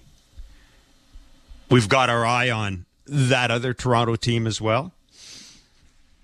The Maple Leafs currently tied 1-1 with the Bruins. Defense. It is late in that game. Defense. No, they're playing defense right now. Defense.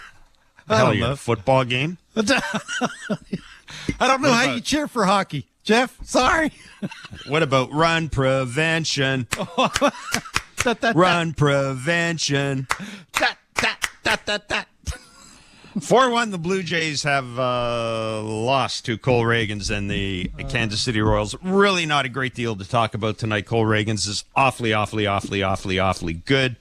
He showed it tonight. Jose Berrios is awfully good, giving up a 2-run home run to Michael Massey. Eric Swanson coming in and giving up the third run, then Genesis Cabrera on, and the fourth run comes in.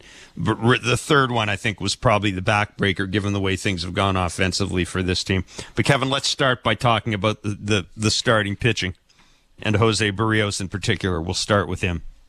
Yeah, he's wonderful, right? We've been talking all year about the mechanical changes and how simple it looks and how repeatable it is, and now all of a sudden he's added attitude to that. I mean, tonight he was throwing some more change-ups, the 9-mile-an-hour difference between that and the two fastballs.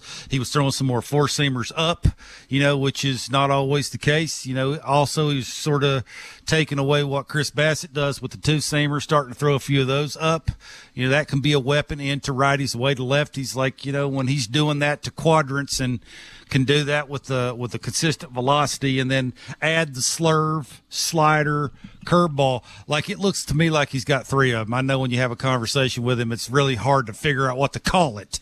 But boy, when he's going like he is, and depending on what kind of hitter's up, whether he's lefty or righty, whether he wants to make it look more like a breaking ball or more like a back foot slider, or, that slider that goes down and away, he can backdoor it, like he can spin it like no tomorrow. So he's got a lot of confidence doing that, we all know, and obviously the sinker command. Yeah, I mean, look, he's one of the best pitchers, if not the best pitcher in the American League, and that Reagans guy on the other side with the fastball and the cutter and the velocity, and I just don't know what the good approach is. I think it looked to me like the Jays were looking for the fastball, Jeff, just when it's that hard.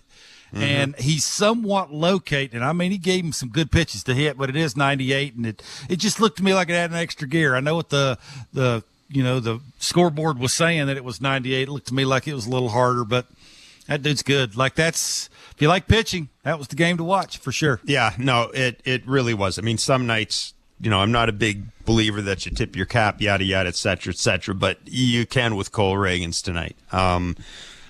I don't know, Kevin, what type of an approach works against a guy like that. Sometimes, sometimes you got to hope that he misses and you run into one, basically. Yeah, I think you got to look right down the middle. You know what it is, Jeff? You've seen enough of these games where you're running into some good pitching. It's just a couple at bats, right? It's not innings. You're not going to string together a bunch of hits. It's the 6th and 7th inning, right? It was the Turner at bat with first and second. He got 3 fastballs. He got a first pitch cutter, then the 2 fastballs that are basically down the middle.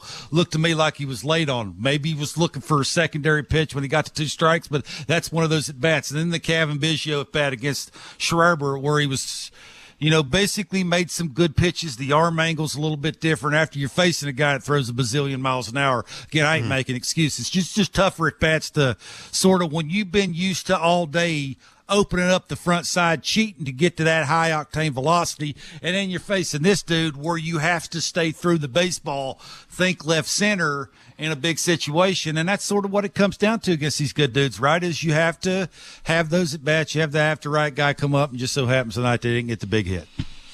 No, they didn't. And I guess if you're looking for a positive offensively, Bo Bichette gets an RBI. I mean, you're trying to we're looking for stuff from the core. Turner's been there most of the year. Vladdy had a couple of good games back-to-back, or let me rephrase that, a couple of productive games back-to-back. Bo starts tonight after taking last night off. He gets the RBI. George Springer, another quiet evening, but we've started to see at times this week more contribution from that core group. I admit, I'm grasping for straws. This is a team that still hasn't scored more than 5. They've scored more than 5 runs once in 22 games. So I admit I'm grasping for straws offensively. But, that's really all I got out of tonight's game. Yeah, I think you got to try. Yeah, I think you got to try and do that, Jeff, if you're the lineup. I mean, what else you got to do? You can't quit. It's too early in the season to throw in the towel. I mean, you got to continue to try and, think about what you're trying to do with point of contact. If you're a guy that, has trouble with velocity, you may have to go up and ambush some breaking balls. Take the fastball to, sort of get in those breaking ball counts, and when you get them, don't miss them. It's as refined of an approach as you could possibly have consistently. You got to try and have it. And I'm with you. It's the small things now. Like, they just are not scoring enough runs. And, it's one night where one dude's having a really good night to score 6 runs, and then they run into a guy that, basically dominated them and was taking them behind the woodshed. So it's the small things. I mean, you got to walk away from here thinking to yourself, at least you maybe didn't overswing if you're Vladdy. Maybe if you're Justin Turner, you just missed those balls. You had that natural little, uppercut in your swing that you're trying to have with point of contact. And you continue to do that maybe against a guy that just doesn't have as much late life as Reagan's does. So, yeah, look. It's just hard sometimes, I think, to waste games that you have with the starting pitching that you have. Yeah. Man, Berrios was good, Jeff. Like, it's just, you would like to see, I think the lineup may be helping a little. 416-870-0590, star 590, 1-888-666-0590. Don't worry about the Leafs. They're going to win this game. So give us a call. Give us a call. We can chat some Blue Jays. I want your impressions of the first month of the regular season. Again, 15-16. The Blue Jays are not the worst team in the American League East. I mean, as we kind of expected, it could be anywhere from, in this division, you can be anywhere from 4th to 1st. I think the Boston Red Sox, credit the Boston Red Sox what they've done in the first month. But at some point, I think that, whatever magic they have that's getting them where they are, that will probably wear off. The Baltimore Orioles, by the way, beating the New York Yankees again. Yeah. Tonight. Yeah, the Orioles are. Talk about a lineup, Jeff. They are They are a for-real team. Any concern with Eric Swanson? Now, I mean, that was not a horrible pitch that Bobby Witt hit, but again, Eric Swanson's an important guy for this team, especially if John Schneider kind of wants to play it with almost like two separate bullpens. You know what I mean? Mm-hmm. Eric Swanson's an important guy for this particular team. What are you seeing out of him? Yeah, I think it's counts, right? I think sometimes he's a little too predictable. Witt has tremendous plate coverage. I think you sort of throw that out the window. Sometimes you get beat. Yeah, I'm with you. That was a good pitch. Maybe it was predictable when it was coming, when he's going to throw it. And you can sort of, direct your eyes down and think about throwing the barrel down instead of worrying about other quadrants of the strike zone. The 3-1 single he gave up, that caught too much of the plate. That's a fastball, that he should locate a little bit better. The stolen base, he wasn't paying any attention whatsoever. Didn't give Kirky much of a chance. It's little things like that, right, that in those parts of the game when you're struggling to try and get out, the big part of the order, that you got to do the little things, control the running game a little bit better, make better pitches when you're behind in the count against guys that you should be getting out. So am I worried? That might be a strong word. Am I concerned? Yeah, a little. It's just the quality of the stuff batter to batter hasn't just been real good. And, I know why John was running him out there, because they were losing, right? I don't know if he would have ran him out there if it was a tie game or they were winning, obviously. So I don't know if it's a concern, but they're going to need him. They're going to need him to start figuring it out, getting ahead of more batters, being a little bit more unpredictable with the split finger, be better with the split finger, and hopefully start seeing a better Eric Swanson. But again, I think they're going to need him. 4-1, the Kansas City Royals have beaten the Toronto Blue Jays. The rubber match, remember this, is a 3:07 first pitch tomorrow afternoon. Blair and Barker will be on for an hour before the game. We'll have an hour-long pregame leading up to the game on Sportsnet and Sportsnet 590 The Fan, and then we'll be along following the game with Blue Jays talk on both the Sportsnet radio network and Sportsnet. We are going to take a break. The Leafs and Bruins are off to overtime. We'll come back and hear from the skipper, John Schneider. Take your calls. We've also got some comments on the Jays' first month of the season. Don't go anywhere. It's Blue Jays Talk on the Sportsnet radio network. Timber Mart is Canada's building center, a solid neighbor to call upon when you've got a job to do. Your dependable home improvement store that offers the added value of Air Miles reward miles with every purchase of $15 or more. Visit timbermart.ca. At Crown Rust Control, protection runs deep because every Crown Rust Control Center is owned by a local family who cares beyond business. Your Crown Rust Control is 100% committed to their product, to you, to their community, which is your community. Protecting you and what matters to you is equally important as protecting your vehicle. Did you know spring's the best time of year to protect your vehicle from rust? For a special spring offer, find your local family-owned Crown Rust Control Center at crown.com. We're two men and a truck. And we've got lots of men and lots of trucks. Whether you're planning a move to a new home or to a new office down the hall, big or small, we move them all. We even sell packing and moving supplies. But no matter what you need, we'll do it with a smile. With a 96% referral rating and the professionalism you can trust, the choice is simple. So when you're planning your next move, call Two Men and a Truck. Two men and a truck, the movers who care. If you're looking for a fun day, did you know the day before Monday? Junior J Sunday. You can paint your face, come and meet Ace and run base to base. Junior J Sunday. So many things to do. You could bring your crew and even mom and dad too. Junior J Sunday. Sundays are for Junior J's, and with all kinds of cool new games and activities in the exciting outfield district areas, there's no end to the family fun you'll have. If you're feeling the song, grab your dad or mom, visit BlueJays.com. Junior J Sunday. Hi, I'm Buck Martinez, live from the showdown between pizza and inflation. First to the plate, with over 2 million sold, it's Fixed Rate Pizza, a hot and fresh extra-large 4-topping pizza for a fixed price of $17.99 until the end of 2024. Here's the delivery. And inflation strikes out. That's a swing and a drive for Fixed Rate Pizza. Lock in yours today. Order pizza.ca. Bring excitement to your landscape with Proven Winners Color Choice shrubs. These flowering shrubs and evergreens have been trialed and tested by experts to make sure they look better and bloom better. So they're just as easy to care for as what's in your landscape now, but a whole lot more colorful and interesting. Look for Proven Winners Color Choice shrubs in the distinctive white container at your local garden center or learn more at provenwinnerscolorchoice.com. Timber Mart always has plans to help you with your plans. Your home, your cottage, your garage, whatever needs your attention first, check the most visited spot on our website for ready-to-order plans to get the job done with Canada's building center. Visit timbermart.ca. Hey, this is Isaiah Kiner-Falefa. You're listening to Toronto Blue Jays Baseball on the Sportsnet Radio Network.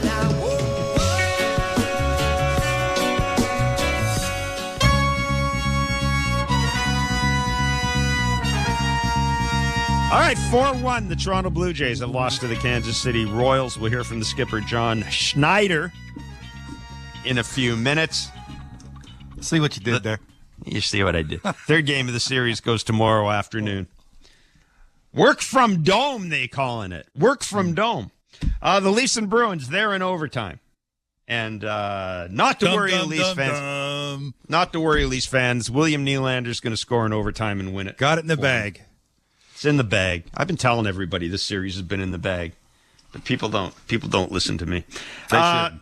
No. 15-16, the Jays finish April. Kevin, we talked about how good the starting pitching is, and I do want to, John and Guelph, we're going to get to you in a minute. But, Kevin, I do want to talk about one thing with the starting pitching. It has been good. They have given up a lot of home runs, though. 41. Now, 28 of them have been solo. But that's, for 1 month, that's probably a number that Pete Walker is not that thrilled with. Yeah, that's not just from the rotation. That's from the entire that's from everybody. Pitching staff. Yeah, absolutely. Look, I think they just need to make better pitches. Like, Bassett and Gausman have given up more homers than normal. I think Bassett's given up 6 of those. Like, there's some guys that are just struggling with location and the maintaining the good release point and having the velocity consistently that they need. So if they do miss, they can get away with it, right? It's not a homer. It's a foul ball. So it's kind of thing. So there is some guys that are having some work in progress, but I'm with you. Like, just the quality of the secondary stuff and the quality of the counts have to get better for them to keep the ball in the yard. Like a lot of these dudes go on the plate and thinking about getting it out front and getting it in the air to the pull side, because that's really the only approach. When you're facing dudes that are this good, that can add and subtract, what other plan can you have? Right. So you got to make really good pitches. Those secondary stuff's got to have some good break and good misses, and they'll figure it out. That's not their worry, I don't think. No. John and Guelph, you're on Blue Jays Talk. What's up, John? Hey, guys. Just a couple of questions. One, it's just more to do with the management and the front office. Do you guys feel that Schneider is the actual shot caller? Number one question.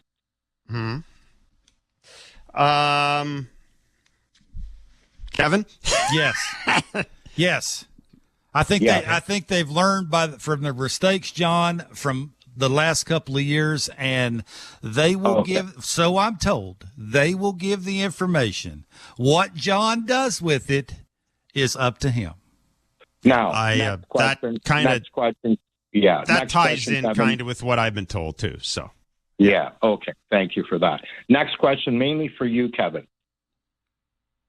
As a player, any type of inkling like there was last year that this guy who's supposed to have both hands on the wheel doesn't have both hands on the wheel, what effect does that have on you as a player? Because I think it has a drastic effect, and I think it shows by the approach of some of these hitters that do whatever the effing they want. And I just want to know your feeling on that. When you're in a clubhouse, you're a player, but you know the manager isn't completely in full control. Like, does that not lose credibility? And my other point, when are we going to get a guy here? Like, when is the last manager that we had that went somewhere else and got a manager's job? Oh, that's John, I'm going to let Kevin answer the other part of your question. That is a great question. I'm trying to think, and boy, I can't come up with John Farrell. Yeah, it's the only Red guy. Sox. And he was basically traded. And the one thing that I think about with this, and Kevin, I want you to jump in and answer this question, but I was just thinking about this as John was talking. This is Ross Atkins' third manager. Now he inherited a manager in John Gibbons. Mm-hmm. But this is something that I think people kind of sometimes tend to overlook. Charlie Montoya was his hire, or this management group's hire. They chose him over Brandon Hyde, amongst other people. That didn't work out. John Schneider was their handpicked replacement for him. Not only that, they gave him an extension. So if they were to make a move on John Schneider, and I have no indication that's going to happen, we're now talking Ross Atkins being on his fourth general manager, or his fourth manager. Mm-hmm. That's a lot. Yeah. Of managers for one GM to have. And if you look around the East, Kevin Cash has been there forever. He's one of the longest-serving managers in baseball. Alex Cora's been there for a long time. Aaron Boone's been there for a long time. Brandon Hyde, he's been there for 5 years, however many years it is. He'll be there for a long time. Yeah. At some point, you've got to have some stability in the manager's chair. And I think that is something, this gets to the point the caller asked you, Kevin, about guys in the clubhouse. At some point, if you're Bo, how many different managers will you, if John Schneider gets fired, how many different managers will you have played for if you're Bo? Yeah. You know what I'm saying? Yeah, look, the relationship between manager and player was different when I played than it is now, right? It seems to me like nowadays you have to be buddy-buddy, you have to be friends with your manager, you have to care what he thinks. When I played, you didn't. Like it was, if I didn't, you know this, Jeff, as well as anybody. You were in clubhouse probably more than I was when I was playing. That's sort of I think, what they're kind of going through is the information that they're trying to give from the khakis and relaying that to whoever they're trying to relay it to. I wonder how many guys in the lineup actually listen to however much information that they're getting. Jeff, you've brought this up many times. They're not a young lineup. I mean, there's some guys in there that are trying to find their way. The Schneiders, the Clements, who else would be the Clements and the Bargers of the world. Like, they're going to take some information that the other guys won't. But I just don't know. First 4 or 5 guys, Dalton Varsho are going to take a bunch of information that, he don't want to take in. I think those are, you take what you want to hear. If you don't want to hear it, you nod your head, appreciate the sheet of paper. You go to the cage, you work on what you think you need to work on. And I think sometimes we just overblow that a little, is my point, I think. We should mention the Jays made a move before the game, putting Yariel Rodriguez on IL with something that sounds just god-awful. I'm not a doctor by any stretch of the imagination, but it's, thoracic spine inflammation? Doesn't sound good. I mean, I don't know what it is, but I don't know what the hell a thoracic is, but I know what a spine is. And thoracic spine inflammation, I don't know what, again, he is on the IL. Zach Pop was called up, and Zach Pop pitched today. John Schneider was asked about 2 pitching performances tonight of significance. One occurred here. The other occurred in Indianapolis. We'll play John Schneider's comments on Jose Berrios' start in a losing effort tonight. For Jose, again, it's just like last time, one pitch, and otherwise it's a great out. And how did you assess him tonight? Really good sinker tonight, and I think, like you said, one bad pitch to Massey. But other than that, I mean, efficient. Defense was good behind him. Kept his pitch count down. Kirky made a good throw to get Bobby there to end the inning too. Jose was good, man. He's right there with Raggins. He's making pitch after pitch. It was a really, really good night from Jose. It certainly was. In Indianapolis, Alek Manoah pitched for the Buffalo Bisons. 6 innings pitched, 12 strikeouts, 2 hits, 1 home run, 92 pitches, 62 strikes, walked 2 batters. I mentioned 12 strikeouts, got 19 whiffs and 39 swings. 13 on the slider, Kevin. He sat 93, touched 96. The best outing from Alek Manoah since he's whatever the hell happened to him. Mm-hmm. What do you think? And the Jays, the timetable for making a decision on him in this current IL status is May 6th, I believe. So knowing that Yariel Rodriguez is on the IL, if you're the Blue Jays, we talked about Bowden Francis was piggybacking with Yariel Rodriguez. He's clearly not available. This isn't enough for the Blue Jays to bring Alek Manoah up, though, is it? You got to see Alek, or you think it is? I think it is. Why not? Okay. Like, when we had John on last Friday, you asked him the question about Alek Manoah, and he seemed to think that they were really thinking about if he would have had a good start of putting him in the big leagues. And they're sort of, sounds to me like, waiting for him to have a good start, right? The location of the two-seamer, the maintaining the velocity of the two-seamer. The slider is hugely important for him. Absolutely. Being able to throw that slider when a guy knows it's coming and still get the result he wants. Like, they saw that tonight. I don't know what else you'd want to see other than that. And, sort of the opportunity right now and what they don't have other than Alek Manoah. I would ask you, if it's not him, who? Yeah, I don't. Given the inefficiency of Yariel Rodriguez, I don't know what the I don't know what the answer is. I mean, I'd like. I just here's the thing. I don't know what they think Alek Manoah is anymore, and maybe it's just as important to get him up here right now and get some type of outing from him. And see where it goes. But the numbers looked awfully good. Again, the reports were awfully good. The big numbers for me with him, the fact that he sat 93, he hit 96. The slider to me was the slider efficiency is the thing I'm looking for, because I think that's the pitch that can really help him survive. Yeah, I think you were seeing a lot of 95s. You weren't seeing a lot of 90, 91s, which is a big deal. That'll tell you he's mechanically sound. His conditioning looked off the charts. Like, he looks like he's in really great shape. Good. He looks really good. Absolutely, he does. And that's going to help him maintain that, get the sinker where he wants it to go, have the slider end up where he wants it to go. I just don't know, if not now, when. Yeah. Well, anyhow, we'll, as I said, certainly the Jays lost 4-1 tonight, but real good news. Real good news down in AAA with Alek Manoah's start. And again, we'll see where that goes from here. It'll be interesting, too, if Alek Manoah is back with the team tomorrow. It'll be interesting to hear what he has to say. So, the Blue Jays, 4-1 losers to the Kansas City Royals, the third and final game of this series. Tomorrow afternoon, Kevin Barker and Jeff Blair will be along following the game for Blue Jays Talk. Thank you for listening to Blue Jays Baseball, brought to you by the local family-owned Crown Rust Control Centers in Nepean and Orleans.